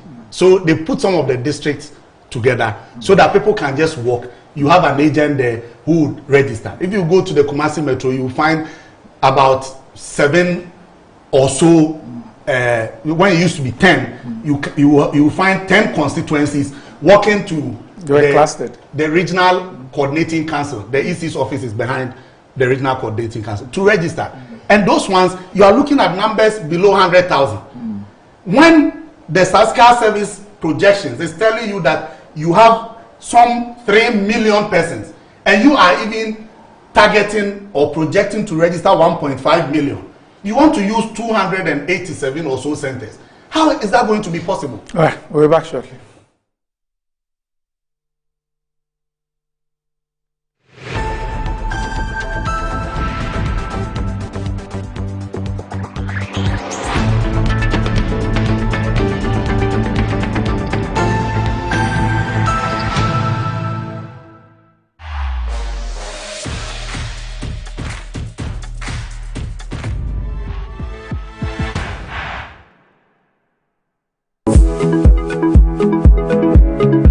Sometimes the unexpected happens and the hero falls down in his own story. But he needs not stay down for long. Cosmopolitan Health Insurance is your trusted health partner. Whether an individual building a business, with Cosmopolitan Health Insurance, your medical care is our concern. For the best health insurance solutions for corporate institutions, groups and associations, families and individuals, choose Cosmopolitan Health Insurance from our over 700 accredited health service providers nationwide. Call us on 0302 540 668 or 0501 678 547 for all your health insurance solutions. Cosmopolitan Health Insurance, your medical care is our concern. Betway is your gateway to a theme park full of gaming excitement. A whirlpool of wonder where your favorite games come to life. Where you can take to the skies with max payouts that reach into the millions. All in the palm of your hand. Visit betway.com.gh. Terms and conditions apply. Betway is regulated by the Gaming Commission of Ghana. No under 18. Bet responsibly. Betway. Bet your way. Enjoy the fruits of your labor, they say. But as humans, aging and physical infirmity stands our way of enjoying our mansions and homes. It often becomes challenging, if not impossible, to use our stairways day in, day out. With portable American pneumatic vacuum elevators, PVs, you are assured of unlimited enjoyment of your mansions and homes. It's a self-supported elevator for vertical movement of humans and goods at homes and offices. The original comes in 3 custom-made models with wheelchair accessibility. Call it luxury, but it's a necessary imperative for vertical mobility. Do not let aging or infirmity limit you. Get one for your easy vertical mobility at home. It's affordable and can be installed in just 3 days without modification to your existing building. It's however easier to incorporate it at the construction stage. We also have traditional Fuji elevators and escalators for your high-rise buildings and malls. Visit Lifts and Elevators Company Limited at Sakumono for your elevators nationwide. For free consultation to call or WhatsApp us on 0200-535-515. Lifts and Elevators, the elevator people. In life, choice is good, but choice plus safety is way better. Your safety and comfort is paramount. Under the cylinder recirculation model, you can buy LPG in a safe environment. All cylinders are inspected and maintained to the best safety standards, so your safety is assured. Just take your empty cylinder to the nearest exchange point and swap it for a filled cylinder. Different cylinder sizes will be available to meet your pocket size. Imagine cooking in a smoke-free environment. This will improve the health and well-being of you and your family. Choose LPG in a safer model of distribution. Cylinder recirculation model. Securing your safety, creating more jobs. A message from the National Petroleum Authority under the patronage of the Ministry of Energy. My name is John, and this is my long-time crush, my cookie dipped in strawberry yogurt. On this scorching hot afternoon on our way back from a long job hunt, we met this good Samaritan who offered us 6 weeks later. A special wedding reception for our bride and groom. And there she is, my cookie, dipped in someone else's yogurt. Who holds the moolah, holds the shot. Play game by games, the easiest lottery to play and win. Big phone numbers from 0 to 9 up to 3 times daily to become one of our daily lucky winners. Dial *946# to play now, or you can also play online at www.gameparkgames.com. Game Park is regulated by the National Lottery Authority. My son, there's more blessing in giving than receiving. When you fear for you and cover the makers in Strano. The pneumatological aberration of the Lord revealed unto me this night, that me and my household should go out into the world and bless the world. Makers Electronics Company Limited. I'm up to 67% discount. Our selected appliances. This is what I call quintessential immaculatability. The Makers Electronics Company Limited. Ewo Taifa Burkina Highway. Amasama Zongo Junction. Edike Pharmacy Dining. Oyer Fateman Boga Junction. Ashaman Valco Flat. Kumasi. Ahinema Kokobin. Asafu Buachi Hospital Junction. Takradi. Kuma. Number 9 Market. Tell mom and dad about the Makers Blessing Attack program. From 0552 222 253 and 0552 222 254. Terms and conditions apply. The same got to move.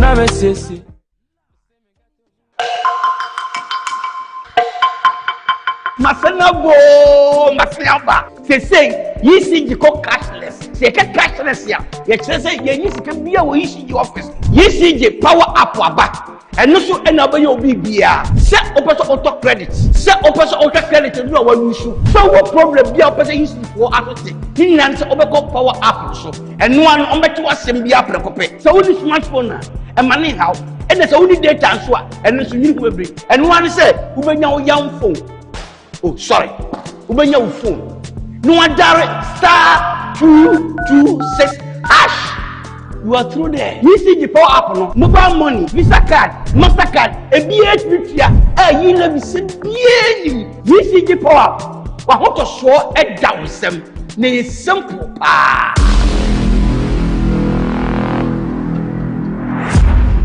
Inside Black Star Press Limited, grow inside the invective minds, evolving concepts and the creative trends. The printing press you need now. Witness the beauty, diversity and natural wonder with our works. Inside Black Star Press Limited, in association with Lionhead Group of Companies. Call us now on 0200-880-000 for all your print works. Black Star Press Limited, a worldwide reputation for quality printing.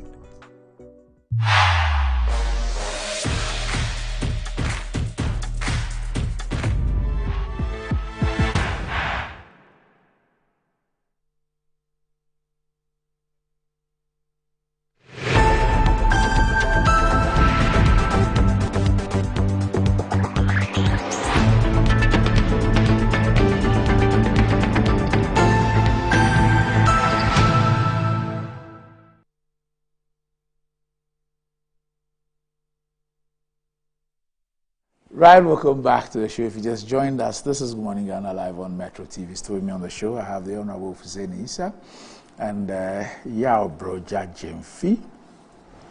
And the Makers Electronics Company Blessing Attack promo is still on, and they have selected electronic appliances for up to 67% discount. And these are from brands such as Samsung, LG Move, NASCO, TCL, Media, and Toshiba.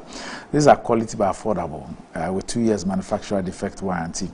You can visit the showrooms of the Makers Electronics Company Limited at Taifa Burkina Highway, Almasama Zongo Junction, Oyarifa Tem and Boga Junction, Kaswa New Market, Ashaman Valco Flat, Kumasi Ahinima Kokobing, Takrade Kuma number 9 Market. You can reach the Makers Electronics Company Limited on 055-2222-253 or 055-2222-254. The Makers Electronics Company Limited, large and in charge with quality but affordable home appliances and consumer electronics. Terms and conditions do apply.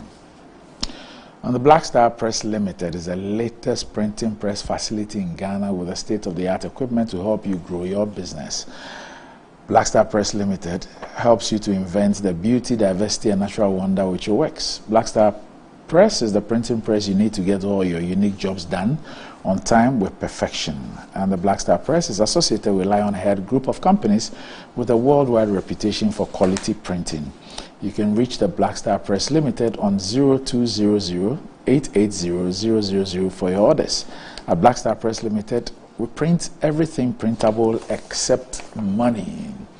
And of course, the Black Stars are playing today against the Central African Republic at the Baba Yara Stadium. But next week, the Ghana Premier League, the 2023-2024 season commences next week. And the Ignite Media Group brings to you the Maiden Ghana Premier League edition of the IMG League Cup, which is a club fan-based tournament. So whether you're a Champion Phobia and a Fabulous Kotoko, Anoli Dade, Samatex, Heart of Lions, Tanobofako, any of the other clubs, come and take part in this tournament to usher in the 2023-2024 GPL season. And it's happening this Saturday, the 9th of September at the Ajiriangano AstroTurf Park. Let's come, score some goals, and find out who wins the bragging rights with other attractive prizes. All fans are to register with the leadership of their fan base and can be a participant. Every member of the public is invited. Remember, it's on the 9th, this Saturday, the 9th of September at the Ajiriangano AstroTurf Park. So don't miss the 2023 edition of the IMG League Cup, the GPL edition. Right. So, Eric Ashton Niama Amakwe, you are 18 today. So, happy 18th birthday to you, Eric Ashton Niama Amakwe. Happy 18th to you from your dad and your mom as well. And of course, your siblings also say that to you. So, when the issue of the... Yes. Yes. Did it actually capture what transpired also in 2020 mass registration? No, it didn't. No. Yes. Because that was also what we call a mass registration, and that entailed well over 33,000 stations. No. Right? No, 2020 was 2020. not. No. It the was mass registration? Yes. That was held within the electoral areas? No, it was done in phases. In phases, yes. Yes. Yes, but when you this look at has the to do number with of stations... This was focused on limited registration exercises.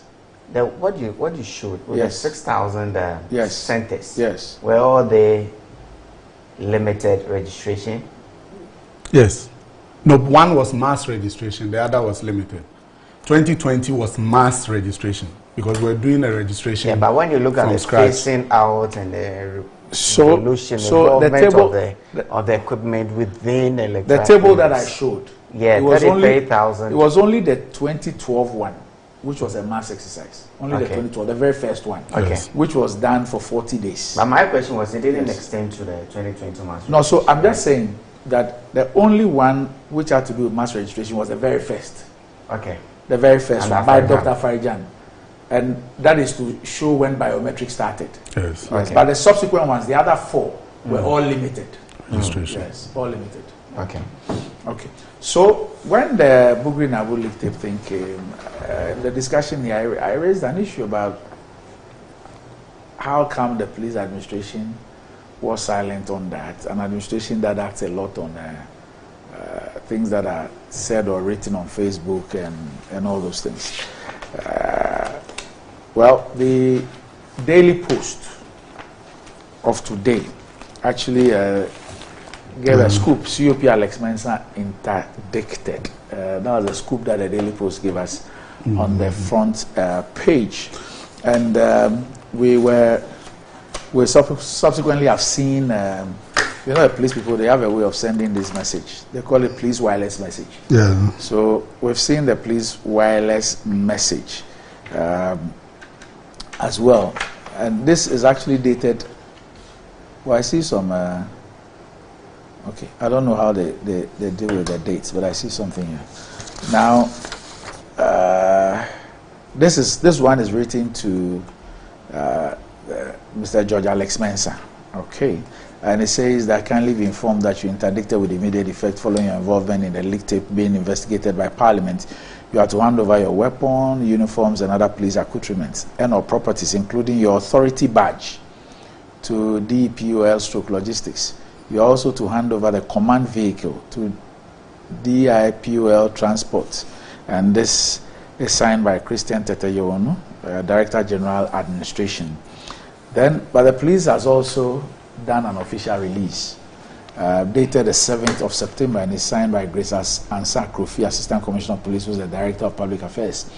And it reads, the police service has interdicted Commissioner of Police, Mr. George Alex Mensah, Superintendent Mr. Emmanuel Eric Jebi and Superintendent Mr. George Blysander Asari, in connection with the audio tape which has become a subject matter of investigation by Parliament.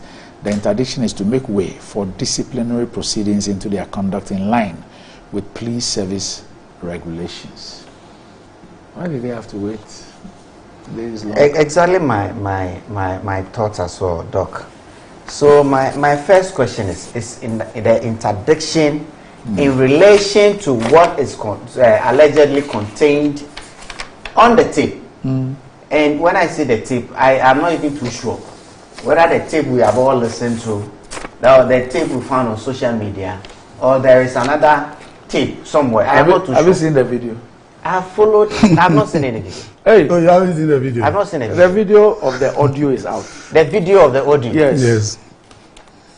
I nearly said something in Hausa, but the video of the audio. Yes. Because I have followed intermittently the proceedings in Parliament.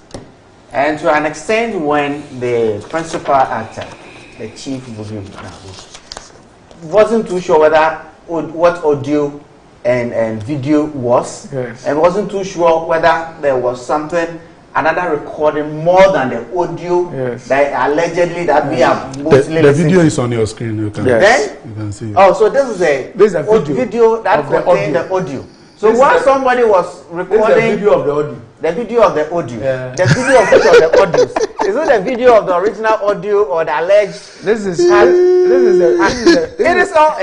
the video of all the audios. My other question is that is the interdiction coming today because of what we have heard from the proceedings going on in Parliament? So read paragraph. So I am not too sure. Read point 1. It said interdicted commissioner of the police. Which of them? Is it the press release or the wireless? Read the press release. Okay. The police service has interdicted commissioner of police, Mr. George Alex Mensah, Superintendent Mr. Emmanuel Eric Jebi, and Superintendent Mr. George Linsada Asare, in connection with the audio tape, which has become a subject of investigation by Parliament. Yes. Audio tape, which has become subject of investigation by Parliament. The audio tape has been around for weeks. Yes. Parliament just started last week. Yes. So is the interdiction because of the content on what we have listened to? Yes. Or because of what is coming out of Parliament? No. It cannot be arising out of the proceedings in Parliament. So, but this audio, this tape, it's been around for weeks. So I first listened to it on weeks ago. Point 2. The interdiction is to make way for disciplinary proceedings into their conduct in line with the police service regulations. Yes. So how long does it take the police? Police service. How long did it take the police service to know that there is to activate this audio? process? I mean, how long? There is something fishy and something that I cannot understand by the timing of this interdiction. There's something that I cannot understand and I cannot accept. For weeks, this has been in public, available for public consumption. Parliament only started last week. And further to that, there have been some expose, which if I had my own way, wouldn't have come to public. I was thinking that the police service could have found a way to resolve some of these things. Unfortunately, we know this today. And it's informed our view of the police service. I have known every time, and I'm sure it's all public. Look, lobbying in attaining some of this high position, it's normal. The IGP himself, he cannot tell us. He cannot tell some of us that he did not lobby to get to where he is. What I have called for, and I've done that on this platform before, is that maybe it's an opportunity for us to look at this whole thing of how some of these appointments are made, so that we take the element of lobbying and the politics off. But earlier this morning, there was a police officer who was describing the composition of the police council, how political it is, and how every political will use it to their advantage. I think we should move away. We are looking at, and I still maintain that, look, for us to get the benefits of this democratic governance that we have accepted as people, we have to continuously build and improve our institutions. The police service is such one of such institutions. And so maybe this is an opportunity for us to have a holistic look at some of these things. But I am overly worried at the timing of this interdiction and why we cannot read other meanings into this interdiction. I am overly worried. I think that it's getting overly and excessively politicized because the committee itself is not finished its work. I look from what I got from the last sitting. They were going to call back some of the witnesses in camera for discussions that they would not have wanted to hold in a public hearing. So, what is the essence of this interdiction at this time? I am really surprised at this as a Ghanaian. I hope that somebody is able to explain to us further why at this time why they cannot wait for Parliament to finish its work. All right. Doc. Yes, William. Maybe I will, in my submission, he will know why it's taking so long for the police administration to take this action. But Doc, before you go, Mark Kojobuafu is in the States. He says, please tell the former MP that the chairman of the police council was busily campaigning to be the flag bearer of his party. He's now gotten the time to meet the police council to take a decision. I'll tell him that the chairman of the police council, even while campaigning, make time for his okay, that's one of the reasons. That could never have been the reason why. And I don't know whether this interdiction has to go to the council.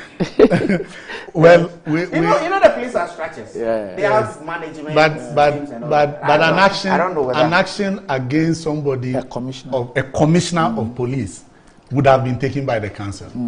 I want to believe so. I don't know. As you believe, we all don't know the fact. But dealing with a COP, that's the highest you can go. Either you become the IGP or his deputy. That's the highest you can go. And so that's the highest level of the service. So to take such a decision, I want to believe that the council would have deliberated on the matter. But look, you see, this whole issue about the leak tape and now the video to support the leak tape, I think that the police service must go beyond the interdiction. Honestly, I think so. Because when the tape came out initially, some of the words and the plots that were heard on that tape were so serious that even some of us doubted that this really contained the voices of persons in the police service at the highest level. Because some of the things that are on that audio tape are serious and even undermines the security of the state. Doc, listen to just one of the plots by COP Alex Mensah. And most of them, when he appeared before the parliamentary committee, he admitted to saying those things on the tape. He says that this IGP won't help us. He won't.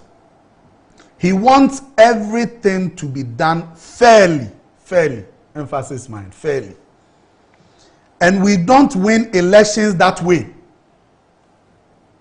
If we don't remove him, we can't break the 8. In politics, we need machinations. And this IGP won't allow that. No. Yeah. He's saying that the IGP is fair. He wants to do things fairly. But that is not how we win elections. How do we win elections? How do we win elections in Ghana? Which of the tips is that? Is that the original or the original? Nobody has been able to produce any original tape. There's only one tape. The one that was played in Parliament. And you know the tape was transcribed. And certain specific statements were put to COP George Mensah, and some he admitted to, some he didn't. I'm not too sure where this one was. He has never denied anything. He doesn't remember. He just says he doesn't remember. He has never. But you know what the conversations denied people have in private. anything on that tape. The conversations people have in private in this country. But the people who are arrested. You are saying a different thing. No, but look, even that point. Yeah, but you see, the issue of whether he said it or not is there. The issue of whether that's, you see, coming back to your point. What I listened to in the proceedings is that at a point they had transcribed it in writing, right? And he had said that he wasn't too sure whether he had said some of those things or he couldn't remember or denied saying Okay, that. then Honorable, you let me proceed. When some of the words were put to him, he admitted to them. He only said that he thinks that there's an original tape because Bugri Nabu had informed the committee that he did the recording for the benefit of the president. And so COP Alex Mensah claimed that then what was given to the president would have been the alleged original tape. But as far as the committee is concerned, there's only one tape. Nobody has been able to produce any tape that runs contrary to what is before the committee. And so that is the tape we are working with as at now. Except that if the president will come out and say that he has the original tape and will produce it before Parliament. That is the tape we have. Which tape they are discussing how to steal elections, how to use the police service as a tool to steal elections. You have been given a mandate by the people of Ghana.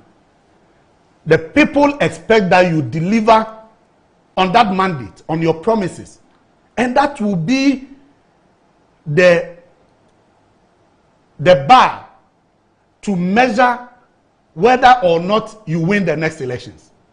You are thinking of using other crude means as a tool to steal the mandate of the people. Doc, this is tantamount to mutiny. It's tantamount to mutiny. How you want a police service that will use the resources and the logistics given to them by the state, financed by the resources of the taxes of the people, to subvert the will of the people, cannot just go by means of interdiction. And I was very surprised when the issue came out initially. The Minister of Interior, who is a member of the police service, dismissed the tape. No, he said that, the Minister of Interior. He's a member of the service. He's a member of the police council. Okay. He's a member of the police council, sorry. I mean, service used here in that regard. He's a member of the police council. He came out to dismiss the tape.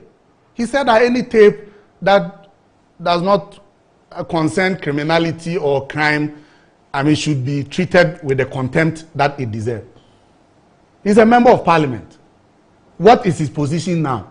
Now that these persons have gone before the committee and admitted to saying those words on the tape. No, they have not wholly admitted. He, as a member of the police council, the Attorney General is also a member of the police council.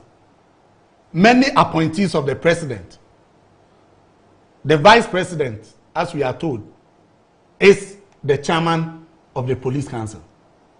Because I believe the president nominated him to chair the council.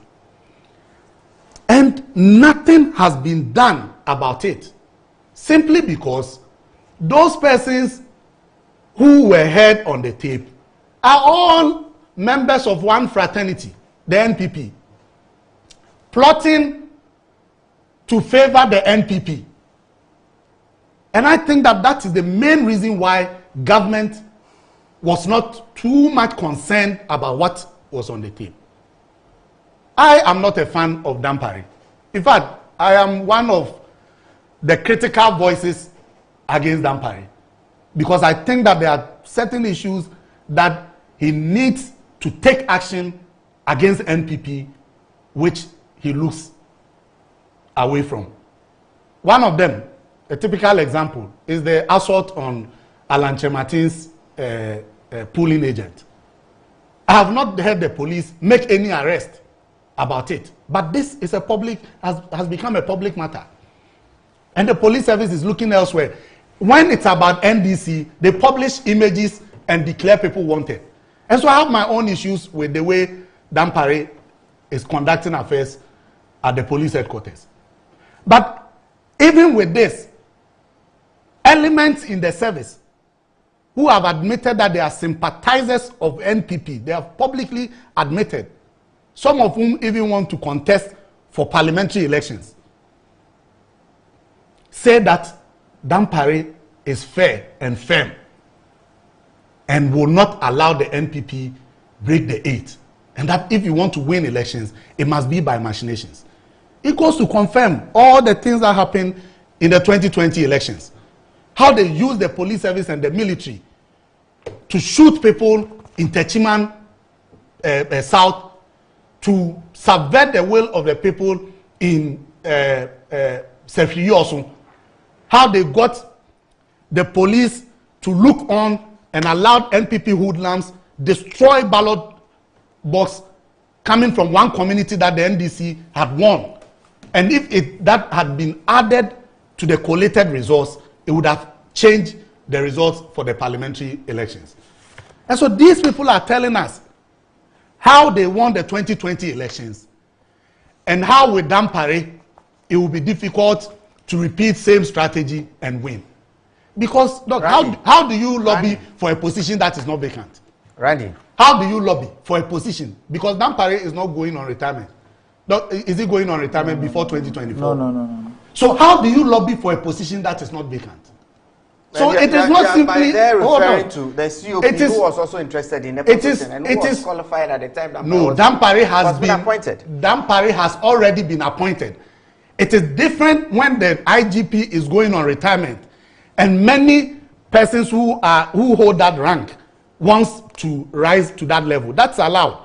You can be talking to friends, talking to the pastors of the president's church, or talking to traditional leaders, or even colleague, or whoever can help you.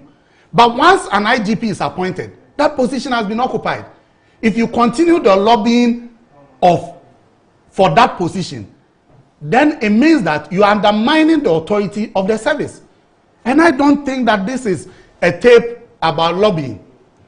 They are looking at using the police service to steal the mandate of the people in 2024. Randy, I'm gathering that this and I believe by the police board. Hold on, I believe that this and the board is chaired by the IGP. Which one? This decision was taken by the police board. You have not the council. Not the council. You have confirmed that. Yes, I've confirmed that. Okay. That it was taken. It's chaired by the IGP. Is it within their mandate? Even if it is within their mandate. Yes. With the ongoing parliamentary processes. Yes. Why couldn't they wait? Because already weeks had lapsed from when the video came to public consumption. But Doc, you see, this audio, this information you have provided, this information you have provided, even in direct. So it is a fact that the government is not interested in this matter. Is taking a decision midway through the parliamentary process, and that's where my challenge is. No, the police service can act. The police service should cease. Whether the service should cease because of the parliamentary taken committee. By the police board is a result of what we have on the tape, or it's a result of what is coming out in parliament. They said the tape. They said the tape. Yeah, the statement says the tape. They said the tape. And so, but for me, this information even betrays the inaction of the NPP government. Why is government you have gone to arrest people that you said they were chatting on WhatsApp on how the NPP government went to arrest them. How to overthrow government. The NPP government went to arrest them for the national security. Because of WhatsApp chats on how they can seize power and all of that. And so if you have an audio that tells us how police officers at the highest level are planning to use the service as a tool to win elections, national security must be interested. Who went to arrest those planning on WhatsApp? Is it the government or the national security? It was national security. So why say the government? But why national security is opposition? Why say the government? National security is opposition. I'm not saying. It's not headed by. These are institutions that I keep saying that we need. So we should now separate national security from the NPP government to sustain our democracy. No, is that what they are saying? But the national security apparatus is an institution that are doing what they need to make sure that me and you will go and sleep and sleep in peace. And sleep in peace. So why are you saying that the government and why? Why? But government must be interested in this. And but all government of us, did not take this decision. But are you not worried? This interdiction. Government did not take this decision. Honorable, are you not worried by the things on the table? I'm worried by you should use machinations to win elections. I'm worried by the capacity. It's very worrying. Let's go. Right. The last time I heard your original chairman in Ashanti saying that he caused Kofi Boakye not to become an IGP. I mean, because he was arrested. I mean, this all goes into and all of that. The grand scheme to use the police service to undermine our democratic system. It's quite very bizarre that even the chairman of the police council, who is the vice president, who is desperately going around the country in order to get the mandate to contest as president, is not even concerned. Which means that when he becomes candidate, by how he has demonstrated the desperation, he will be interested in that machination COP Alex Mensah was talking about. And to use the ways and means, the machinations, to turn election results or to steal the mandate of the people. Roger, if this is very, very serious and dangerous. If the rest of us have also not been privy to what is transpired at the committee, I don't know whether this interdiction would have taken place. I don't know whether this interdiction would have taken place. When is your primary coming up? I know it's not. I've seen a list. That is for places where there are no contests. Acclamation of, constituencies where just one person. That's what. So that's coming up. Why that separately? Oh, the party itself has processes to try to get winnable candidates. So there are processes that a party will actually and clearly the selection of candidates this time around, the party is indicated it's going to be by case basis with the constituencies. I don't understand. These are places where just one candidate pick the form and file. So obviously acclamation. But the party itself will also get into the constituencies. There are salient issues that led us to lose a lot of seats in the last elections. So the party itself had set up committees. They've already been through the constituencies. They have information what transpired in the lead up to 2020 elections.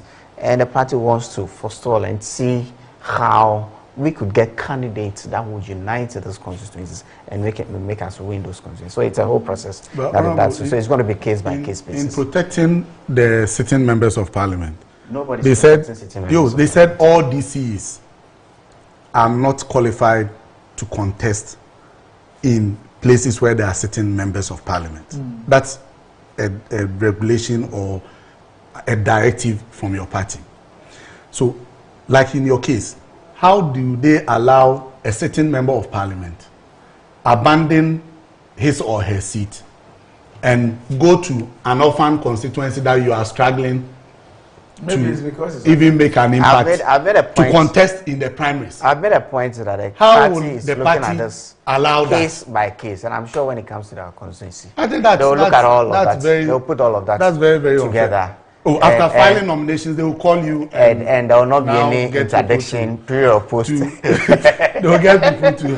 But that's not fair. That's not a fair system. That's not a fair system. To allow MPs to run away from where they feel threatened. But that would be new. It's not new. Yes, in your party? No, in our party, we have not stopped any DC or executive from contesting a member of parliament. Wait till you are in power. No. There are constituencies in our last primaries that elected officers resigned to contest MPs. Like you did in our party, we are a democratic party. Fred opted out himself. Okay, he will do by himself. I hear by himself. But my position is that I haven't read his press statement saying that it was his own decision. For example, in our but I'm a politician just like in our party, the MP for Obum Domiabra did not contest in that constituency again. She came to Ayawaso Central or Ayawaso North. She was in Domikwabenya and went to Obum. Yeah, she didn't win Domikwabenya. Yes, she didn't win. She won in Obum Domiabra. True. And came to, I think, Ayawaso North or Central. Yes. We are a democratic party. We are allowing everybody to contest. You are saying that you want to protect certain members of parliament. I have not said that. But why would you come up with a directive that DCs and MCs should not contest MPs? But it's not the first time. It's not the first time we put that regulation in. But that regulation, the objective of that regulation is to protect the MPs. They have not said that they want to protect former MPs. They don't want to protect former MPs. Okay, then I understand. Constituency chairman, I think secretaries and treasurers are also not eligible to contest in yes, but so why are certain MPs? Why are certain MPs who feel threatened in their constituencies are allowed to abandon their constituency and come to contest former MPs? This discussion is unfair to Fuseni. You know. Thank you, Randy. It's unfair to Fuseni. Okay, I hold my guns. You don't know it's addiction. Okay, so Annie has just sent me a statement. Honorable Kenneth Oyene-Ejepon is staying in the race. It says our attention has been drawn to a rumor making the rounds, particularly on social media, that Honorable Kenneth Oyene-Ejepon will soon be announcing his withdrawal from the New Patriotic Party's NPP's presidential primary scheduled for November 4 this year. The rumor comes in the wake of the withdrawal of Honorable John Alan Kojo Chairman from the race on Monday. We used to state unequivocally that Honorable Ken Oyene-Ejepon is committed to staying in the race, and at no point has he contemplated withdrawing from the contest. We wish to assure all our teaming supporters that the Ken Oyene-Ejepon campaign team is putting in place all the necessary strategies to ensure a showdown come November 4. These are not my words, I'm reading it. Yes, to ensure a showdown come November 4. We therefore call on the general public, especially our teaming supporters and cherished delegates of the MPP, to disregard the rumor and treat with utmost contempt any news or message that purports the withdrawal of Ken from the race. So that's it. We wish him well.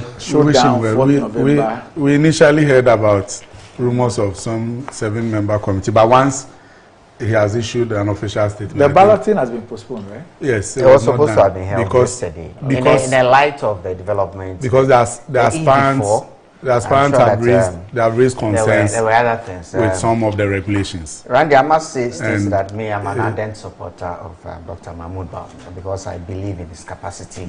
I think that in the field, he stands tall. I believe in his capacity to lead Ghana to the next stage, at the next level. But I must say that although 48 hours to the release of Honorable Kojo Chairman, I heard snipers of that. I was quite surprised, and I was thinking that for somebody of his stature in our party, I least expected that. I will admit that it was a surprise to me. And from the press release in front of me, I have never thought that Kennedy Ejepon will drop out. I don't think so. I think that by a mile, the processes that led to the whittling down of the numbers from 10 to 5 were fair and square. Obviously, an election of a national nature, we had about 2 incidents that I would have preferred shouldn't have happened. But if they happen, the party itself is setting processes to forestall such occurrences in our future. On page 5 of the Daily Post, if they intimidate us, we intimidate them too. Ken's team reacts to Alan's withdrawal.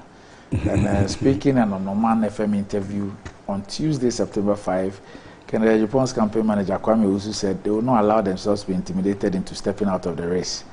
He says they are ready to reply whatever action that is taken against them by the establishment in equal proportions. Quote, "We have the chance to go all the way to win. We are not going to withdraw. As for us, we are not going to withdraw. We will not give anybody that chance. So they can do whatever they want. We will battle with them till the end. And so everybody should be ready. All our supporters should take heart because we are going all the way. If they intimidate us, we'll also intimidate them. As for us, we are ready. We'll reply whatever they do. If they use violence, we'll reply. And they faulted the National Council of the MPP for the confusion that is being seen in the process. He indicated that nothing can stop Kennedy Japan from winning the primaries and called on the supporters of all contenders who have dropped out of the primaries to join Ken's team. Quote, our brother Alan says he's not contesting. Boachia Jaku also said he's not contesting. All their supporters are welcome to join us. Our bus has a lot of space. You see, it still remains an internal contest. Some of us have privy to having worked with most of these people in line. I think that it's in their right to determine when they want to continue or drop out of the processes. But by mile, I will still insist that the processes have been very even. It's a fair field. It's been fair because this whole tag of an establishment, I think that is a phantom of somebody's imagination. I'm saying this because if you're privy to the effort that Dr. Mahmoud Bawumia put into this superdelegate elections, you will appreciate how come he's able to gather 68% of the votes. In fact, all the 9 put their votes together. It's not still up to half of his votes. And I believe that come November 4th, this is going to be a reflection. In fact, in the past, when Nana had won the Superdelegates Conference by huge proportions, he had gone on to even win the delegates, the final, by even a wider margin, and that's what I expect. And already, if you listen to what is happening from the camp of Honorable Alan Chemantain, if you listen to the key actors within his team, how they are speaking, I think that we're still going to have a very fair and square contest, and I expect that at the end of the day, His Excellency, Dr. Mahmoud Bawumia is going to win. November for by even a wider margin. If you analyze what went on on the September, is it August 24th, 26th. Look, you'd realize that Dr. Mahmoud Bawumia didn't have to campaign. He didn't have to. And so I'm very surprised how they try to emphasize on he going to delegate after delegate and all that. After all this campaign, people have to show their vote in order to demonstrate their support to the vice president. Then he didn't have to go to them and campaign because there's a lot to show that many people would have either voted under duress or for fear of victimization. Because if you even have regional officers everywhere who will vote and display the ballot, then it tells you the kind of pressure that the system has put on the electoral process. And in all honesty, I think that you have not treated Alan fairly at all. Apart from the fact that you guarded and guided the process to give him an embarrassing 10 votes in his own region, as against Dr. Bawumia getting all the votes in his region. That's very, very embarrassing to a personality like Alan Chemantain. And the fact that the president, after promising Alan, we all heard it, it's public. I'm sure, Doc, you have the videos. In 2007, he said it, that after him, Alan is the one to come. And if you hear about some of the things that your people say out of the media, that they had credible information that the president took keen interest in this election to the extent that he himself was making personal overtures to people to ensure that Dr. Bawumia won the president had hugely. Then it kind of confirmed that nothing will change on November 4th. So why do you go on a process, especially in an election, when you know the possible outcome? You don't go to waste your time. And from what Alan, the statement I read, I didn't see anything like he leaving the party NDC or likes going to for behave. independence. But if you see how his people are reacting on social media, I think that Alan might have communicated that he wanted to go independent. Well, I saw the MP for Kwewu, I think in Praia, OPK. Yes. He says 100% NPP. Yes. Collins, Owusu Amankwa says NPP any day. I've heard Sly. And so which that should rather suggest that he's not leaving. That suggests that he's leaving. Why? Because they are talking about themselves. Because I've seen that they. I've seen a report. Yeah. That quotes OPK. I think he had a discussion on City.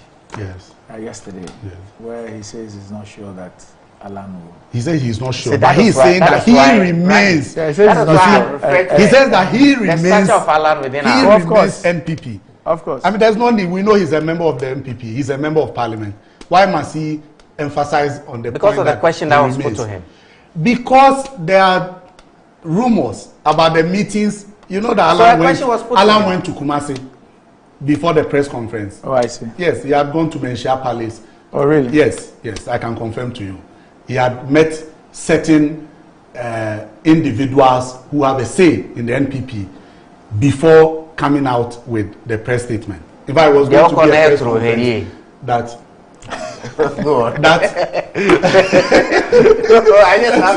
I just don't know, but I guess that's what it is. And how he went and met a lot of. He has met a lot of people, and those who are very close to him, they know what is going through the man's head. That's why they are all running, because there's primaries ahead, so nobody wants to be caught in the net. So everybody is now abandoning Alan and saying that we remain 100% NPP, thinking that Alan is no longer a member of the party.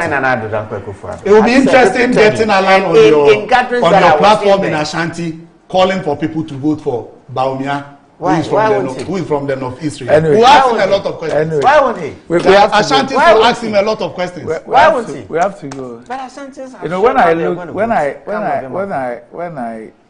I really admire the competency with which political actors engage in conspiracy theories. and I wonder how come you're not part of the fake prophecy business. Anyway, thanks for joining. Thanks for joining. Up next year, the trends.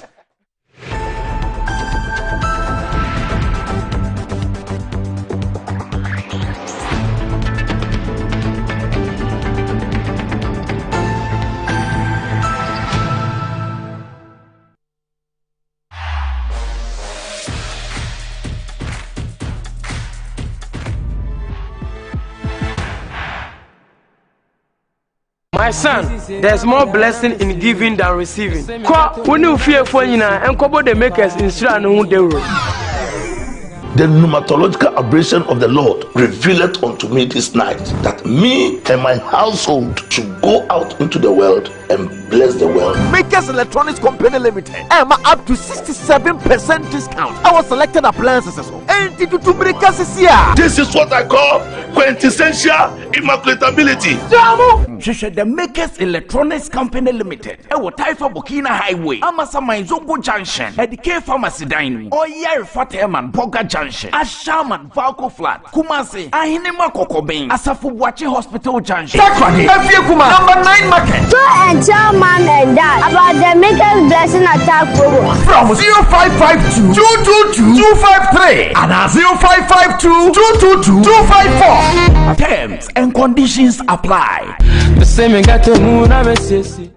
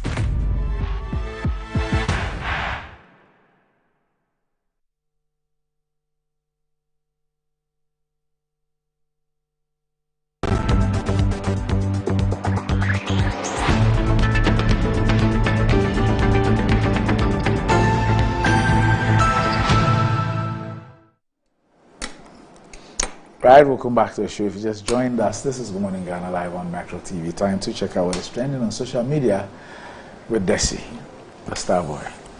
Oh, good morning. Nice shirt. Thank you. Over Tete. Numodromo now, hear me. Numodromo. Numodromo. You know what Numodromo is? God's grace. Yeah. Yes. Hey. I've advanced, dog. That's right. That's right. I'm gonna flex my gap muscles a little bit, you know. I don't want to fix the motorway. The way the social media presence is coming. They said they are going to close the bridge. The bridge. Is it the one that connects Community 18 to Boteman? Oh, okay. I've seen that they part. They are closing it from Sunday to Monday to allow for repair works, following the removal of about 1,200 of the 2,000 bolts and nuts that hold the corrugated bridge together. And so 1,200 of the 2,000 bolts have been removed by thieves. That one to be another one for one side. But the road itself, look, let's show people some of the videos that or pictures that people on social media especially are sharing. So that's the Temamoto. Yes, that's the Temamoto way. So the roads in there, I just saw on social media someone called it. You see traffic on the motorway. Yes. And then when you, let's say from the Tema side, and you see this serious traffic, and you go past the middle of the motorway, and you ask, what was the traffic about? And you realize that is this people had to slow down. Craters. Yes. These are not potholes. You know, these craters and manholes. Yes. And if you're driving on the motorway, you drive with experience. If it rains for 3 or 4 continuous days, yes, you will find fish.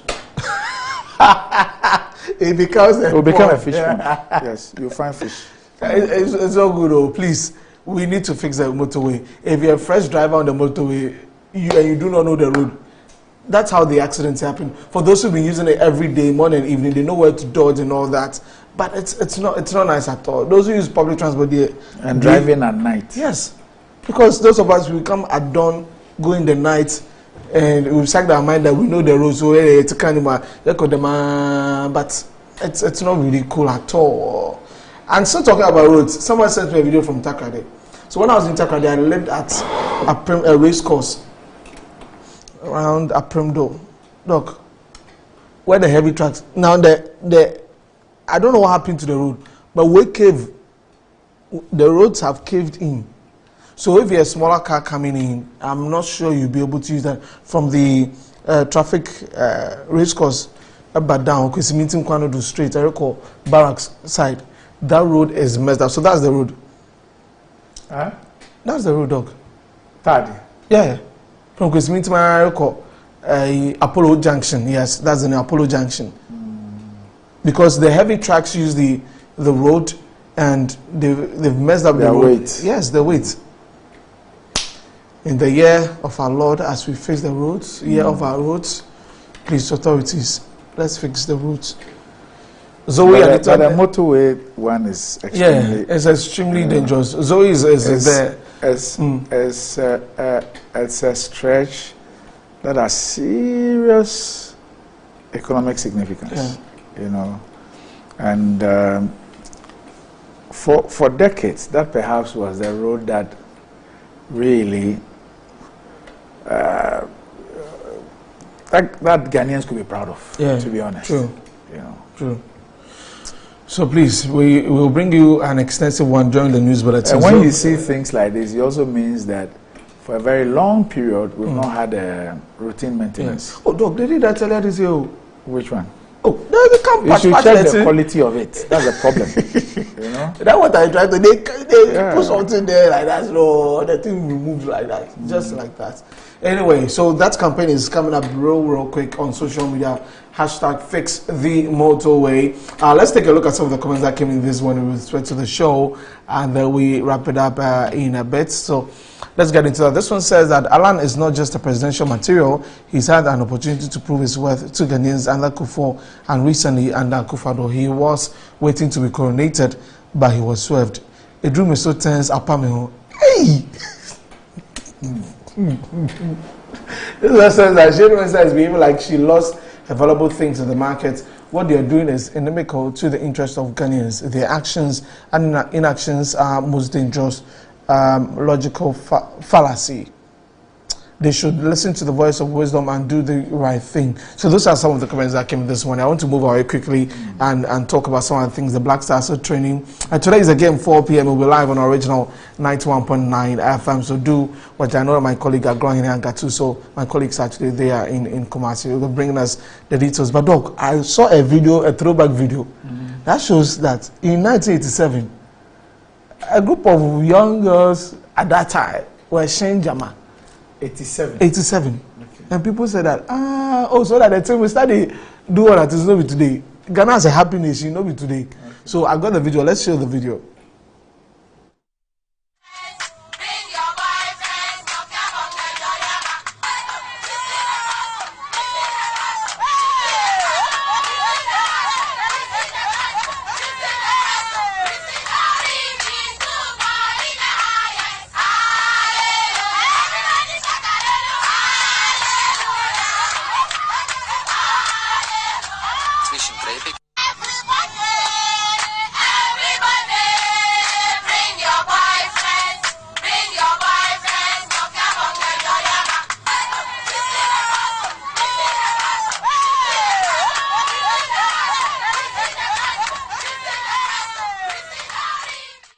So that was in 1987. I had to edit the video because I don't know if I play for it. 1987? Yes.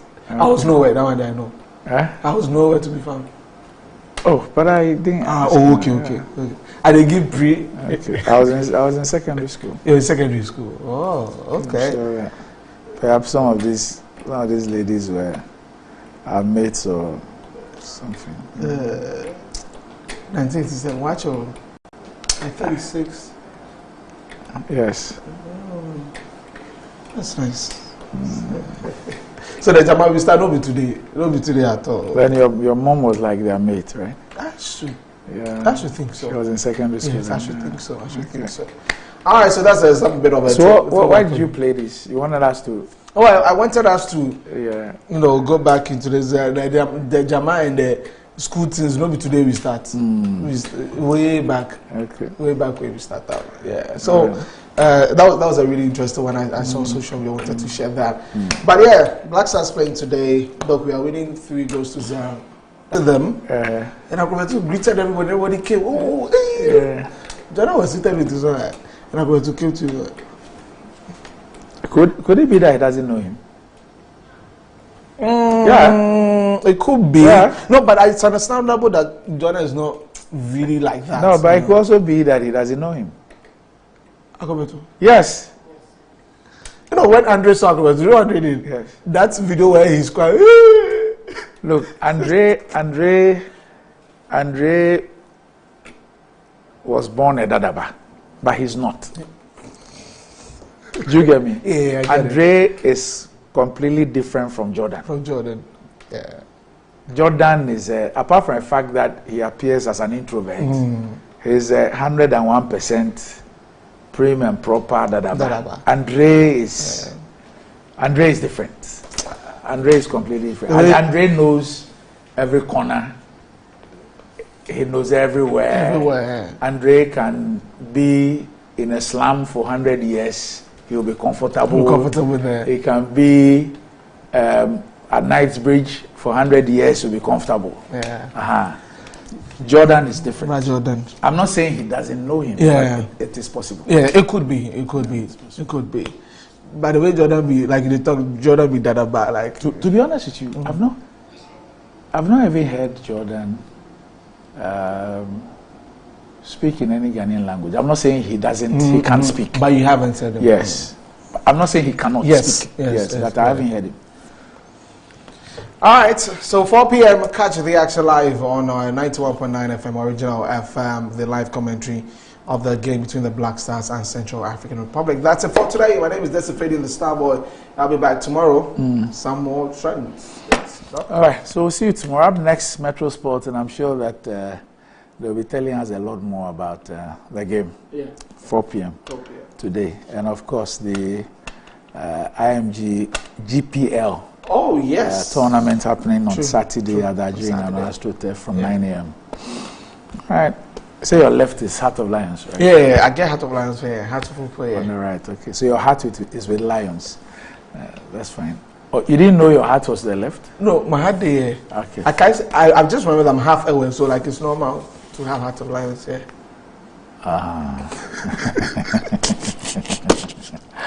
I was going to use another word for you, but this is television, so I'll leave it. Anyway, so that'll be it. Up next, Metro Sports.